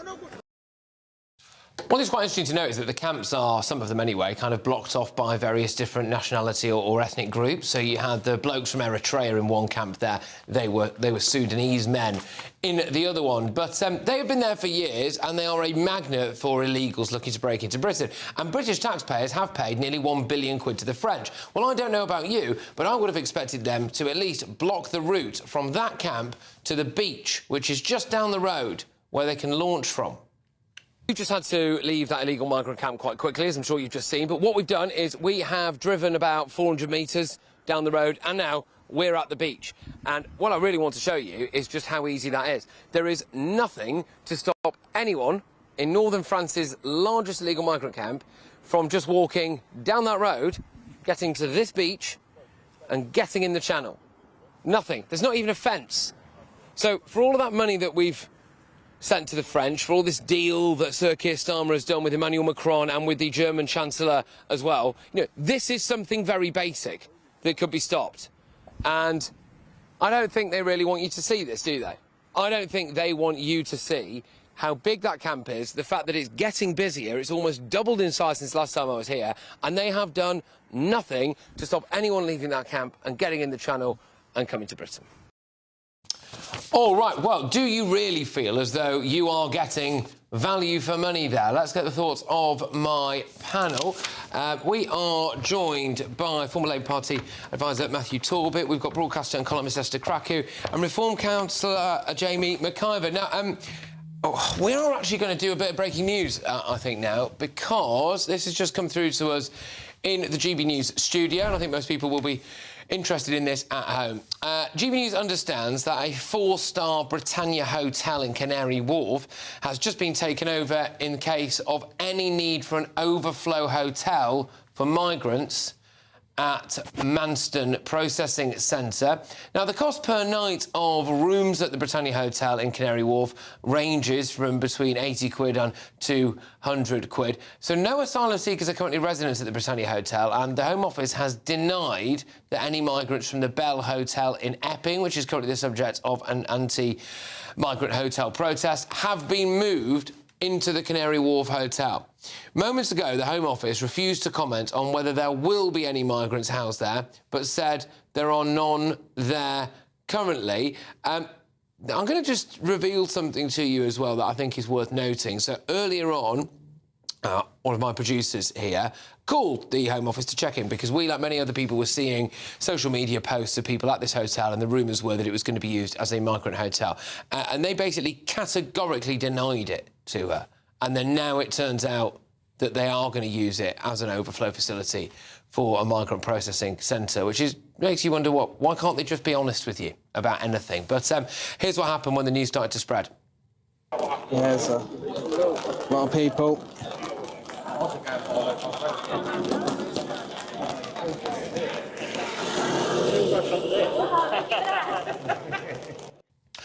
Well, there we go. I mean, it's an odd location, I suppose. 4-star hotel, Canary Wharf. It's got a leisure facility. It's nice. And they also cancelled people's trips. So people arrived to check into the hotel today, and they were just told, "I'm sorry, no, it's not available for you anymore." It's no way to treat your customers, is it? Well, no, I mean, firstly, I think, you know, shame on that hotel chain, actually. If anyone wants to book a hotel, you know, avoid that chain because, A, you can be done over like they have with people in Canary Wharf, but also they're enabling. They are enabling this crisis to continue. You know, wouldn't it be nice if these hotel chains could be patriotic and say, absolutely not, Home Office. I will support police officers that need to be here overnight because they're on duty dealing with a big event in London, but over our dead body as a board, will we allow illegal migrants to stay here? You know, in fact, I think actually it's very shameful for their brand. But also, on a separate note, this idea that it's nothing to do with the Bell Hotel, I think it's very coincidental, the timing. But the Home Office actually could earn a bit of respect out of the British people if they put their hands up and say, do you know what, it was wrong to put these men in this hotel right next to a school where young girls were walking past. And actually, we're not suggesting for a minute that protesting gets your hotels closed, but this was an error, and we're going to rectify the error. But I think shame on the Britannia Group. There's actually something really quite symbolic about it, isn't it? It's called Britannia. Britannia Hotels, and it's going to be used. It's going to be used to house people who have just broken into Britain. Well, the government just doesn't get it. I mean, earlier this week, the government said, you know, costs for asylum hotels are down 30%. Well, that's because you've moved them into private rented accommodation. So you have people that have no right to be in the UK competing with the British public for limited accommodation spaces. There is nothing going through their heads. They just do not want to solve this crisis. They don't want to hear what the public's concerns are. And this, I mean, the hotels are one thing, but then when you say, OK, why don't you just not put them in hotels, they think the next best alternative is homes for British people that were already struggling to pay rent for. I mean, how does the thought process work in that way? You have pensioners, for example, that are living in suboptimal accommodation. You have regular working people that are really struggling to get on the housing ladder or to even get any decent accommodation, and they think this is acceptable. I saw a clip. It was actually whilst I was in France. I wasn't reporting on it myself last night, but I saw a clip of Sir Keir Starmer being grilled at one of these things that he has to do in Parliament, a select committee meeting, whatever it is. And they were asking him, well, where are these people going to go? Have we got housing? And he was saying, plenty of accommodation. He said, there's plenty of accommodation. There's plenty of accommodation. Well, all right, if we take over, like, a huge hotel that apparently could fit 1,000 people in it, right in Canary Wharf in London, then there is, but I don't think... No, this is why, this is why when people say, oh, they're scared of reform, they shouldn't be in Parliament at all if their concern is the opposition. What do you think of that, Matthew, anyway, the Britannia Hotel situation? The immigration system is broken, right? We can talk about that all night. There's two things in particular, though. Jamie was right to say shame on Britannia Hotel. I remember assisting people who were genuine asylum seekers back in 2015 in Stockport, and the Britannia Hotel was taking people in then. They have been running a racket in this country. They're just as bad, and as Esther actually said, enabling this issue for as long as we can remember. This is over a decade, right? And the other thing is I feel deeply sorry for the community of the Isle of Dogs tonight. I moved to London to the Isle of Dogs and spent 5 very happy years there. It's one of the very few areas of London where there's a real proper community that hasn't shifted because of the fluidity of the rental market. And my concern is the elements of, you know, not necessarily the protesters, but the fringe right that purposely try and stir this stuff up are going to go after people who are residents in that community because it's a big Bengali community. And they won't want this either, by the way. They do not want this in Tower Hamlets. And I imagine the local authorities had it foisted upon them because of a decision between the government and a private hotelier. Just quickly, because, like I said, this was breaking news, so we've not had an opportunity, really, to go to Britannia Hotels for comment yet. I imagine if they were here now, they would probably deny that they were running, quotes, a racket and that they are helping to enable human traffickers. But we'll probably hear from Britannia Hotel tomorrow morning, I would have thought. But yes, it just seemed I don't know, it just seems like, you know, with everything else going on as well, it's just so tone-deaf to do this. Very interesting, because on that point, some of the most angry people in my community, where we've got the Bell Hotel, some of the most angry people are second, third generation migrants whose grandparents had to work really, really hard, contribute to society, started a business, came here legally, British law, waited their turn, said goodbye to cousins that never got the chance to come here. Then they see people breaking in. It is that sense of unfairness. And as pointed out, they will then be judged in their communities by some people on the fringe right who will actually suggest that they're the same type of person. That's wrong. That's wrong. Or maybe they don't want unvetted men from God knows where next to their daughters' schools. I'm sorry, it's just bonkers.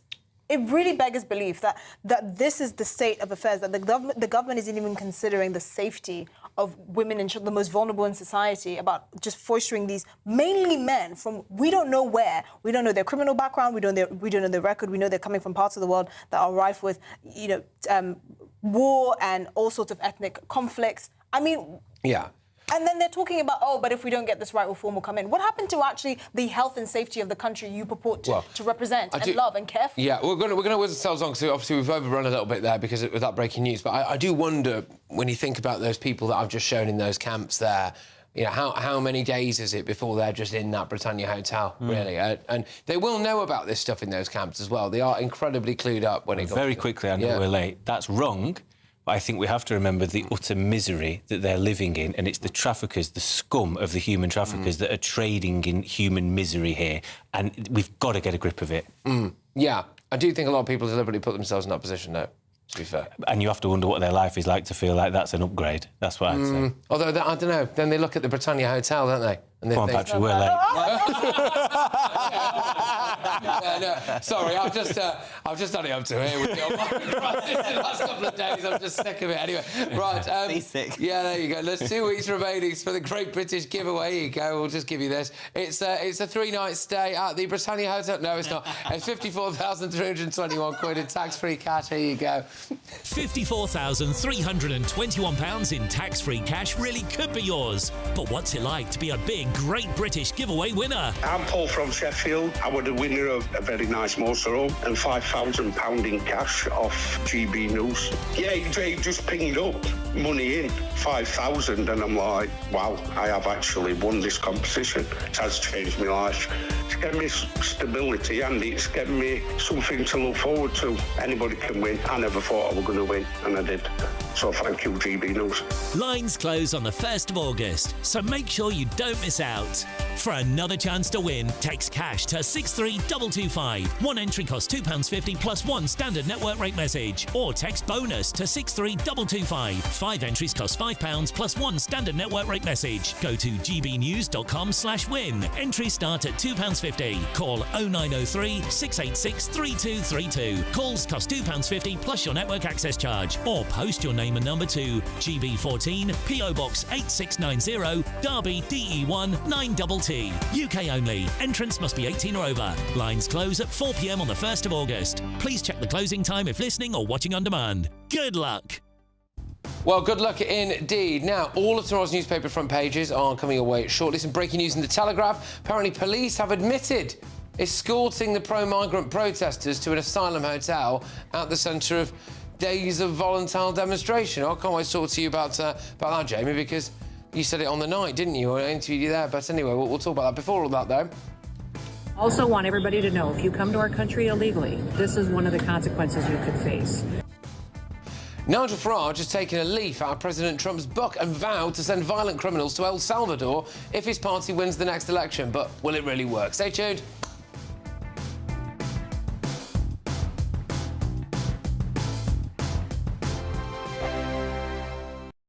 Westminster's full of talk, but out here, it's the real world.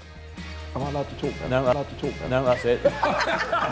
This is where it matters, real people and real lives. That's what politics is all about. The fact is Trump made a good start. No. Straight answers, no spin, and just a couple of pints. How many fingers have I got up? About 10. So join me for Lee Anderson's Real World every Friday at 7 p.m. only on GB News. The People's Channel, Britain's news channel.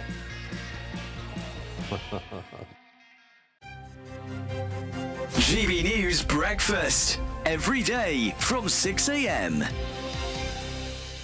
Sally first. How can this be good? I'm not sure if it's good, but I wouldn't say it's bad. I would defend everyone's choice to, if they can afford it, send their child to whatever care facility that they choose. And I think when you're talking about very young preschool children, there's an awful lot of life ahead of them where, you know, they can learn that life isn't always going to shower you with rose petals and tasting menus. If it suits the parents, if it suits the child, why not? And we are talking about a very small sector of society who, A, can afford this sort of option with your preschool childcare, and it's for a very short time. So there's obviously a market for it. They've come all the way over from Singapore to set this up. It's their first outpost in the UK. So, yeah, good luck. If there's a gap in the market, fill it. I know I'm a mother of 4 and I've got my own business, and even when we sit down for tea at night, I'm still on my phone, I'm still emailing. So for me, it's kind of like, I'm wondering if these parents are working 24/7 and they're trying to offset the guilt because they're really time poor with the kids. I mean, I've got 4 boys and I do think I naturally pamper them because I don't know about you, Stephen, but when I was growing up, I was constantly told I didn't even know I was born, whatever that means.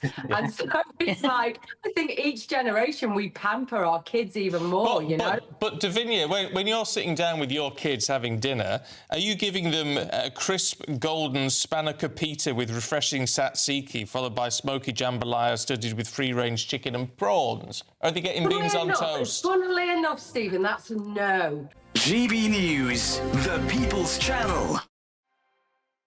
You've read the headlines, you've heard what those in power have to say. How about now we actually get to the truth? They would pay attention. We go beyond the political theatre and tell you what's really going on behind the scenes. For a massive council tax hike, one of the biggest in the UK. Others follow their lines, but we go off script. You sound like a broken record, you say that week after week. Cutting through the narratives and giving you unique perspectives. That's Ben Leo tonight, Saturdays and Sundays from 9 p.m. on GB News, Britain's news channel.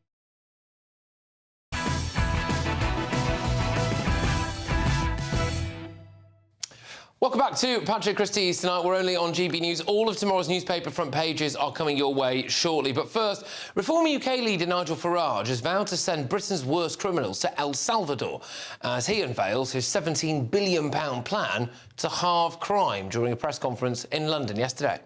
I mean, it is quite astonishing that to keep a prisoner in a British prison costs nearly £52,000 a year. You could send a child to Eton for that price.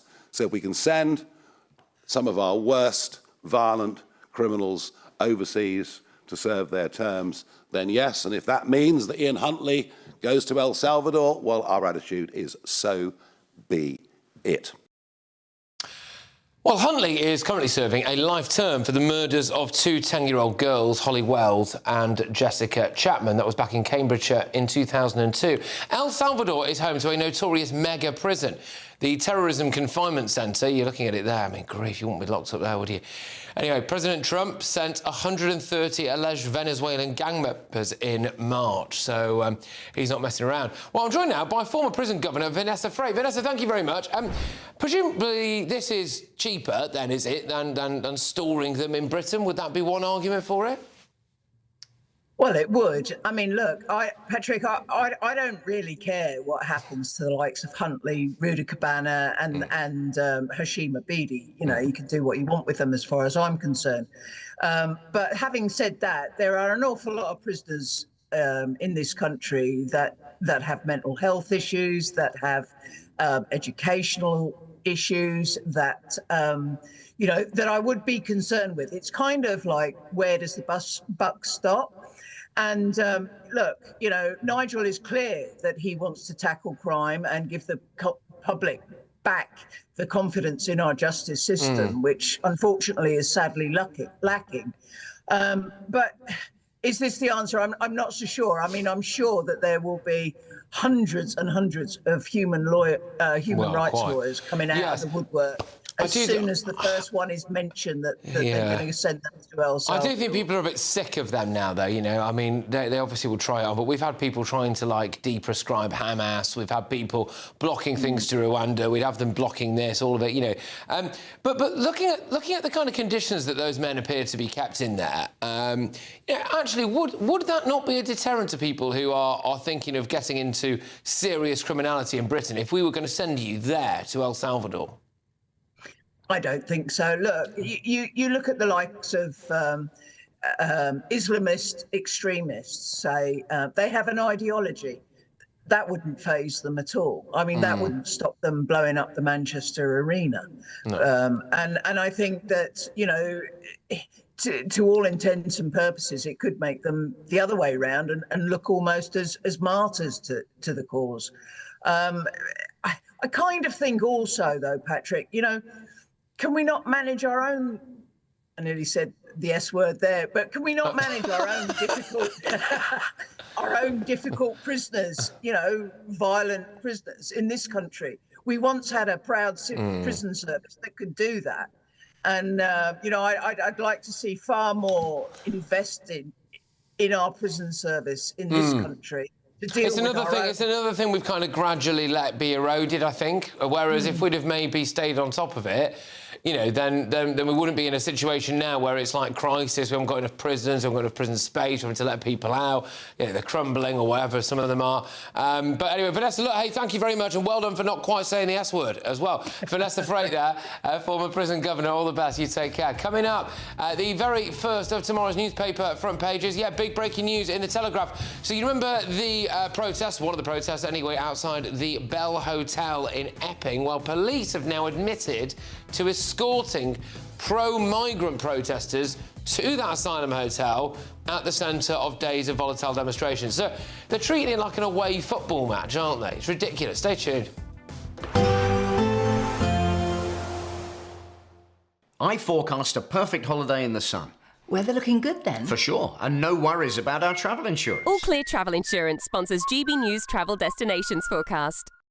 It's going to stay sunny across much of southern Europe this week, increasingly hot in Greece, but rather windy at times for Portugal and the Canaries. It's often windy for the Canary Islands at this time of year, but it's even more so for the next few days. Likewise for Portugal. Plenty of sunshine, however, through Iberia.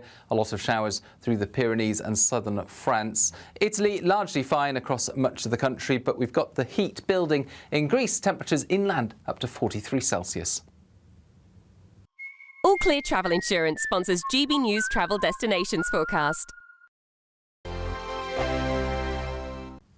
Evening. Welcome along to your latest weather update from the Met Office here on GB News. A messy picture again tomorrow. A lot of cloud, some sunny spells, and a few heavy showers, which may turn into thunderstorms across parts of the south. The pressure pattern is a messy mixture, flabby area of low pressure just sitting to the north of Scotland. That's helped to generate some lively downpours today. They're tending to fade away now, but more showers coming into Wales and southwest England through the night, also likely to affect the South Midlands. Might get woken up by a rumble of thunder here and there, but many places will become dry. There'll be some breaks in the cloud, temperatures holding up in the teens. On to Wednesday's detail, and as I said, it is still pretty messy, likely to start with outbreaks of rain over South Wales, parts of southern England, the South Midlands, also northwestern parts of Scotland, but probably through the central belt, southern Scotland, decent chance of a dry start, maybe even some sunshine here and there. A mixture of clouds and a few showers for Northern Ireland, but also perhaps some bright spells. And a brighter start for northeast England, parts of East Anglia also starting off with some sunshine. But in this zone over South Wales, southwest England, parts of the Midlands, a fair bit of cloud and some scattered heavy showers. And through the day, we're likely to see more showers developing, especially in southernmost counties of England, up into parts of East Anglia, where we could see a few slow-moving thunderstorms, dropping a lot of rain in just one or two locations, whereas, 5 miles away it may be completely dry. Not too many showers further north, decent chance of a drier day here. Temperatures about average, with some sunshine, though it will feel quite warm. We should see a bit more sunshine on Thursday and not as many showers. Having said that, still quite grey across parts of eastern England with some outbreaks of rain coming in from the North Sea. The odd shower elsewhere, but it should be fairly light. As I said, many places looking dry on Thursday, a bit brighter as well, probably feeling a little warmer as well. Temperatures mostly high teens to low 20s. Good Afternoon Britain isn't just about us. The wonderful thing about this programme is it's about everyone watching. It's an interactive programme. Well, there absolutely is something to see here, and we're going to be talking about it more. Whether it's breaking royal news, please bring us up to date, or indeed a particularly punchy speech in the House of Commons. Very, very curious. We bring it to you live, and then we bring you live reaction as well. That's Good Afternoon Britain, weekdays from midday. Only on GB News, the People's Channel, Britain's news channel. Hi, I'm Michelle Dewberry, and my show is your opportunity to cut through all the noise and dive in headfirst to some robust debates. Ideas clash. Situation, no, isn't it? No, because the failure is you're deliberately avoiding my point. Nothing's held back. And if you think this is the end of it, wait for more. And we do not shy away from the difficult stuff. Sometimes I want to shake people and say, if only you understood. So join me on Jubes & Co weeknights at 6 p.m, only on GB News, Britain's news channel.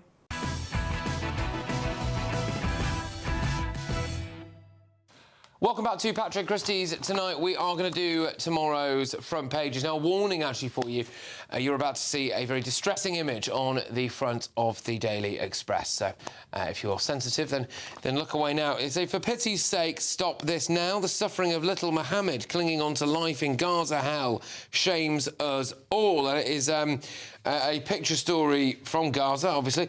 And, yeah, it's an emaciated child, isn't it? So the Daily Express have gone with that front page. The Daily Telegraph, police take pro-migrant protesters to the asylum hotel. So Essex police officers brought counter-demonstrators to face a local group who were very angry over illegal migrants living in their community, which is, of course, also near a school and everything that goes with it. So, yeah, the head of the police force, this is one that I'm just going to read out for you now. The head of the local police has decided to release a statement about it, confirming what many people had thought they'd done, which is bust them in. So Assistant Chief Constable Stuart Hooper said, we have a reasonable duty to protect people who want to exercise their rights. In terms of bringing people to the hotel, the police have a duty to facilitate free assembly. We would only ever take people away from protests if we felt there was an immediate threat to people or property, to free up police resources to protect others or to prevent additional violence. In Epping, officers took all three of those into account for making their decisions. Well, look, we'll return to that, but I just want to show you the copy of tomorrow's Sun as well, which is the wonderful world of Ozzy Osbourne, an absolute icon, national treasure, I'd go as far as saying, has sadly passed away at the age of 76, just 17 days after his farewell concert with Black Sabbath. We've got some clips for you later on and in the show in the next hour as well of some of Ozzy Osbourne's best bits. But let's go back to that Telegraph story. Now, Jamie, you were there. This hotel is right near where you live. It's in your ward, is it? Just outside. I've got one in my ward. This one's just outside. Right, and you said to us on the night that the police had basically busted these people in, these counter-protesters, really. Was it quite dangerous to do that, do you think? Well, of course it was, because surely my view is the police's job is to protect the public, keep things safe and enforce law and order. So when you've got women and children protesting outside of a hotel with their dads around too, and saying, please close the hotel, and it's all peaceful and protest as part of a democracy, and then it's bad enough, I think, the far left turning up to cause trouble, but that's their choice. The fact the police have facilitated that, I didn't want to believe it at first, but I saw it with my own eyes, and then I saw all the evidence. And then the initial denial, and now kind of an admission, you know, public faith in the police is at an all-time low, and they should help themselves a little bit. So thank goodness they've been honest. But what I don't understand is who made the decision that it was in any way within the public safety or the interest of people's safety to escort a far-left thug coordinated from London, they're not even locals, to come to a peaceful protest on what is a very sensitive issue for the local community. What do you reckon? Because I'm trying to... I mean, I basically agree with you, but I mean, if I'm trying to flip it on its... I'm trying to flip it on its head, mate. I suppose if the police had prevented me from going to protest something that I felt strongly enough about, I would probably be quite angry about that. So from Stand Up to Racism's perspective, they will feel like they have a right to be there, won't they, I suppose? Yeah, but is the police a taxi service? Look, the buses are terrible where I live. Can I have a lift to the one on Sunday? that's what I'm Go on, Matthew. What do you think, mate? What do you think? I loathe to try and defend this, but if I was to try and make sense of it other than this is stupid, I imagine the public safety is, right, we've got a load of sort of counter-protesters turning up. We have potential, you know, maybe knowledge that they might get their heads stoved in if they walk up there. We don't have enough police. If I go to the football on an away day, you'll get bussed to the ground in some cases because, you know, some people might want to come and attack you, and it's, you know, there's still an element of that. You can't. There's no buses, right? As Jamie's just said, there's not enough police to march them up the road potentially. So they've done that. Is my assumption. Now, does it look good? No, it looks absolutely dreadful. And it looks like you're sort of on their side. I think we've always had a two-tier justice system, but it leans into that sort of attack. But I imagine they were possibly aiming to protect these people who may have had a threat against them or not. I don't. Yes, well, the cynic in me, and Essie's police would no doubt deny this, but the cynic in me would say that maybe they were hoping for it to kick off a little bit, to show that, right, this is what can happen, you know. I don't know, I just find it a bizarre thing. I don't think that... I think I agree with your logic, because I struggle to make sense. Of course, it's stupid. But also, I don't understand how it's in the interest of facilitating public debate, as they said, by acting as a taxi service for people that probably should have found something better to do that night instead of getting their noses in to such a sensitive topic. I mean, I still I defend their right to protest. I don't understand what the police thought they were getting out of this. I would support this the other way as well, though. If the left were going, right, we've got a load of baseball bats, we're going to do these protesters' heads in, I would hope that they would protect the right or the others, whatever you want to call it, the other side. I don't think it's a side thing. I would like to think that, but when they were calling for sitting members of Parliament to be burnt alive, and I reported it 4 times to the police and they did nothing, and they said didn't have the resources to take my report, yet they've got the resources to do this. And, you know, the other thing that's awful is our protesters were saying, close the hotel, close the hotel. You had the odd few people that might have used the F word. But then they were saying, we're all Nazi scum. They're calling little children Nazi scum off our streets. You know what you hear them say all the time. And scaring the children and turning something that was actually quite a nice community coming together, albeit not good circumstances, into something awful. But, Patrick, I think you're absolutely right, I'm afraid to say. I think there was a lot of people that might have got a bit of overtime when that kicked off. Right. Well, we'll see. We'll see. I mean, I don't know. They're going to keep doing it. They obviously have a policy. Do you feel sorry for some of the police officers that are just like on the ground? Because I think it's decisions that are obviously made by higher ups, right? And I think that they then have to enforce them. And there were probably police officers in that crowd there thinking, why the heck are we doing this, really? But anyway, coming up tomorrow's newspaper front pages. Yes, the rest of them. I'll see you in a sec. Britain was once the envy of the world, but look around. A nation that no longer knows what it is or where it's going. A country that's broken. How do we fix Britain? How do we bring it back? Friday night with Matt Goodwin at 8 p.m, only on GB News. Britain's newsroom, weekday mornings from 9:30. An amber heat alert remains in place across all of England until Monday morning. Well, joining us now, GB News reporter Jack Carson. Jack Carson, where are you? Tell us. Oh, he's rowing. Jack Carson, what a go on? Good morning. Good morning. Well, we're in the beautiful Stratford-upon-Avon, so we were on the big wheel earlier on, and one of the other beautiful things you can do is also row on the river as well. This is the Avon Boating Club. This has been going since the 1800s, 1898 it started. This boat over here on the right, that was bought brand new all the way back in the day, so it's historic here, and a lot of these boats are from the likes of the 1930s as well, and it's just absolutely beautiful. And it's this beautiful sunny weather. Here we are on the river. I've never rowed in my life before, but I think I've got the hang of it okay. But let's have a listen to a few of the people we've spoken to this morning about how they're enjoying the weather today. Yesterday I did start to think, right, I'm getting a bit sweaty and hot now, so yeah, but it's nice, isn't it? As long as there's a breeze, it's not too bad. Can't beat it. Literally the best thing ever. Yay! They make the most of it because the winter was terrible this year with all the rain, so this is payback. It makes us feel better, doesn't it? Bit of sun on our bones. It really does. Enjoying the weather, Will?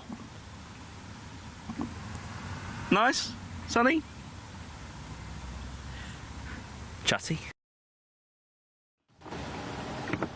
Well, there you go. That's what some people have been saying to us this morning about how they're enjoying the weather. I think I've got myself into a bit of a pickle. Hopefully we're not going to capsize. I think other people might be a bit more experienced in the rowing. GB News, the People's Channel. Westminster, the ultimate clique. And you're fighting like rats in a sack. But here on the Camilla Tominey Show, we ask the questions the establishment media is too scared to ask. OK, let me ask you a straight question, because I know you're a straight-talking politician. Whether it's net zero, illegal immigration or law and order, nothing is off-limits. You had the power then. Yeah, as I and say, now you've lost it. That's the Camilla Tominey Show, a politics show that's fearless. But no, let me finish my question if you don't mind, because it is my show. Sundays at 9:30, only on GB News, the People's Channel, Britain's news channel.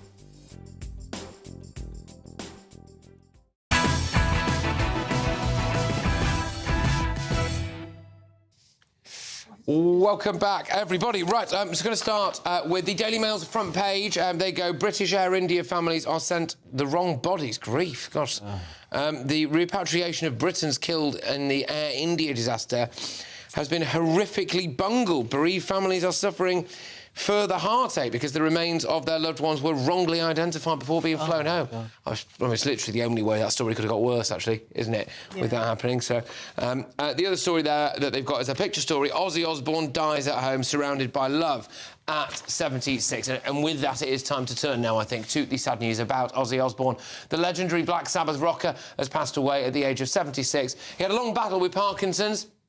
Osbourne reunited with his Black Sabbath bandmates just weeks ago to play a farewell concert at Villa Park to a sold-out crowd. And I am delighted to be joined by the former showbiz editor at The Star. It's Lee Purves. Lee, thank you very much. Tremendous to have you on the show. I mean, Ozzy Osbourne is just an absolute icon, isn't he? Gone so sadly just a couple of weeks after his last show. Exactly, and I don't think that was not deliberate. Knowing him and Sharon and the rest of the family members, Amy, Jack and Kelly, as I do and have done, I think it's almost deliberate. It's like his lasting legacy with this. He was a legend, a true legend, quite irritating sometimes to interview, which he and I both agreed about, as Sharon still would today. But what an icon. You know, he kept going till the end. He was doing the broadcast rounds of PR till 2-3 weeks ago. He was diagnosed with Parkinson's disease in 2019, and he's cracked it. He's kept on going and going and going, and what an absolute icon from that point of view, as well as, of course, being such a legend in the world of showbiz and rock. So what was he like to interview then? Hilarious. You'd never know what you'd get with him.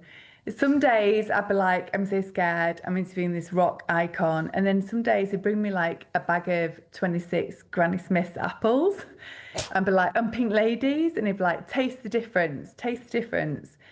And, you know, the thing about him is he'd eat up to 10 apples a day and be so proud of it for health reasons. And I still know he ate 6 to 8 apples a day, whatever I say.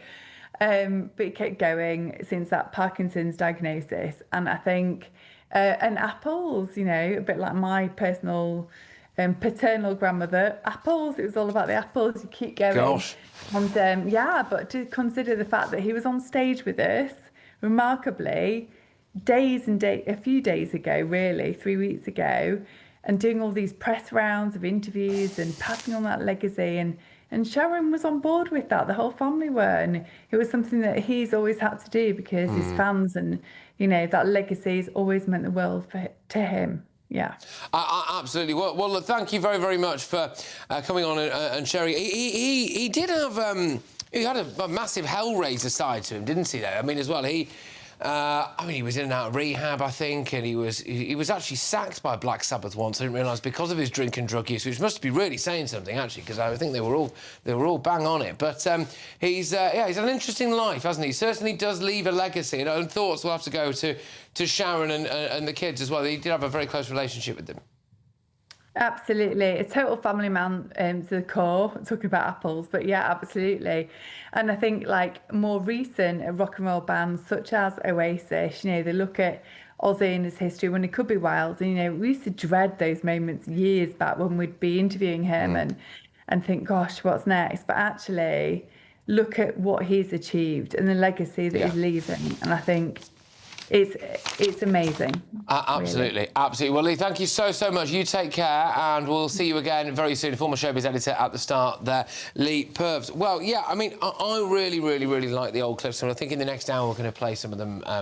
On the show, but some of the old clips of they did a show. It was the Osbournes, I think, wasn't it? Where it was just absolute carnage round at their house, and it's just something really likeable about, I don't know, about that kind of chaotic kind of guy, I think. I think so, and listen, I didn't listen to his music, I'm not a heavy metal fan, but I was overjoyed, actually, in a way, not hearing that he'd passed necessarily, but because one of the band members had said in the lead-up to that gig, he's desperate to do it. He obviously wasn't very well at all, and for him to go out in that way, I suppose is testament to his legacy. And I think, actually, the lifestyle he had, outstanding to 76. That's a 100%. real sort of trooper. And I just, you know, these times are always hard. And, you know, we've had a good moan about all sorts tonight. The way that him and Sharon Osbourne were with one another is the important stuff in life. They were besotted with one another. He was everything to her. And I think that's the real important things when you know, avoid the noise and whatever else. You know, I had thoughts with her and the rest of the family, really. Yes, well, definitely. Well, the sad passing of Ozzy Osbourne is on at least 3 of tomorrow's national newspapers: The Sun, The Daily Telegraph, and The Daily Mail. So we'll probably be picking through those a little bit later. Let's just go to the Daily Express's front page quickly, if that's all right, because look, it's a harrowing picture. But again, just a warning: these very very distressing pictures that we're about to show you now. It's on the Express's front page. It's a starving baby, Mohammed, clinging on to life in Gaza. Hell, it shames us all. For pity's sake, stop this now. I think that's quite an odd front page for the Express to do. I'm incredibly sympathetic, obviously, to Mohammed. How can anyone not be? But I don't know if this is your typical Daily Express reader's front page, is it? Well, yeah, I mean, obviously it's distressing seeing any child like that, and actually it reminds you of some of the awful scenes that you saw from the Israelis after that horrific terrorist attack. You know, I don't remember seeing that being splashed over the front. But the words "shame us all," it doesn't shame me because at all, because it's not as though the world is not listening and trying its best here. There is one group of people that can end this, and that's a terrorist organisation, and it shames them. It shames them. It says a lot about them, and that's Hamas I'm talking about, obviously. Yeah. And it doesn't shame us here in Britain at all. All right. Well, we're going to have longer in the next hour to talk about that and all of the newspapers as well. And I believe the Lionesses have done it. They've won. Very good. They're in the final of the. They're in the final of the Euros now. There wasn't another really long penalty shootout. Oh, there we are. This is the moment they won. Brilliant. All right. Well, there we are. We've got plenty more of this coming your way. Stay tuned for late edition. Even though we'll see a cloudy start, it'll be a bright outlook for the rest of the day. Boxed Solar, sponsors of weather on GB News.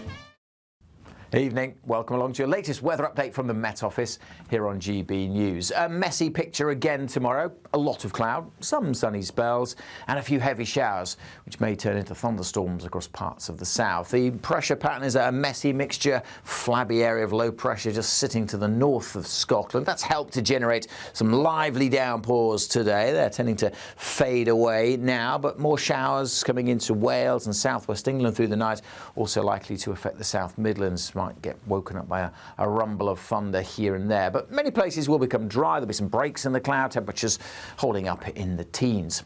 On to Wednesday's detail, and as I said, it is still pretty messy, likely to start with outbreaks of rain over South Wales, parts of southern England, the South Midlands, also northwestern parts of Scotland, but probably through the central belt, southern Scotland, decent chance of a dry start, maybe even some sunshine here and there. A mixture of clouds and a few showers for Northern Ireland, but also perhaps some bright spells. And a brighter start for North East England, parts of East Anglia also starting off with some sunshine. But in this zone over South Wales, South West England, parts of the Midlands, a fair bit of cloud and some scattered heavy showers. And through the day, we're likely to see more showers developing, especially in southernmost counties of England, up into parts of East Anglia, where we could see a few slow-moving thunderstorms, dropping a lot of rain in just one or two locations, whereas, 5 miles away, it may be completely dry. Not too many showers further north, decent chance of a drier day here. Temperatures about average. With some sunshine, though, it will feel quite warm. We should see a bit more sunshine on Thursday and not as many showers. Having said that, still quite grey across parts of eastern England, with some outbreaks of rain coming in from the North Sea. The odd shower elsewhere, but it should be fairly light. As I said, many places looking dry on Thursday, a bit brighter as well, probably feeling a little warmer as well. Temperatures mostly high teens to low 20s. Even though we'll see a cloudy start, it'll be a bright outlook for the rest of the day. Boxed Solar, sponsors of weather on GB News. Well, get ready for Patrick Christys' tonight's late edition, a very first look at all of tomorrow's newspaper front pages, any breaking news we get as well. Just to give you a flavour of what's on the front, weird story this. British Air India families are sent the wrong bodies. That's on the front of the Daily Mail. It's probably the only way that whole situation could have got worse. The Sun have gone on the sad passing of Ozzy Osbourne, which we're going to be paying tribute to Ozzy Osbourne over the course of the show and having a look back at some of his more iconic moments as well. Stay tuned. £54,321 cash could be yours. Cash that you could spend however you like. It's like having an extra £1,000 each week for a whole year to play with. Someone is guaranteed to win this amazing amount of cash, so make sure that someone could be you. For another chance to win £54,321 cash, text cash to 63225. One entry costs £2.50 plus one standard network rate message, or text bonus to 63225. 5 entries cost £5 plus one standard network rate message. Go to gbnews.com/win. Entries start at £2.50. Call 0903 686 3232. Calls cost £2.50 plus your network access charge. Or post your name and number to GB14 PO Box 8690 Derby DE1 9TT. UK only. Entrance must be 18 or over. Lines close at 4 p.m. on the 1st of August. Please check the closing time if listening or watching on demand. Westminster's full of talk, but out here, it's the real world. Am I allowed to talk now? No, that's it. This is where it matters, real people and real lives. That's what politics is all about. In fact, has Trump made a good start? No. Straight answers, no spin, and just a couple of pints. How many fingers have I got up? About 10. So join me for Lee Anderson's Real World every Friday at 7 p.m. only on GB News. The People's Channel, Britain's news channel. This is Britain's Newsroom, where your voice matters. It's just astonishing. With expert analysis and honest opinion, we don't just keep you informed. We bring you unique perspectives you won't see anywhere else. Can't argue with any of that. When the news happens, it happens here. On Britain's Newsroom, weekdays from 9:30 a.m. Only on GB News.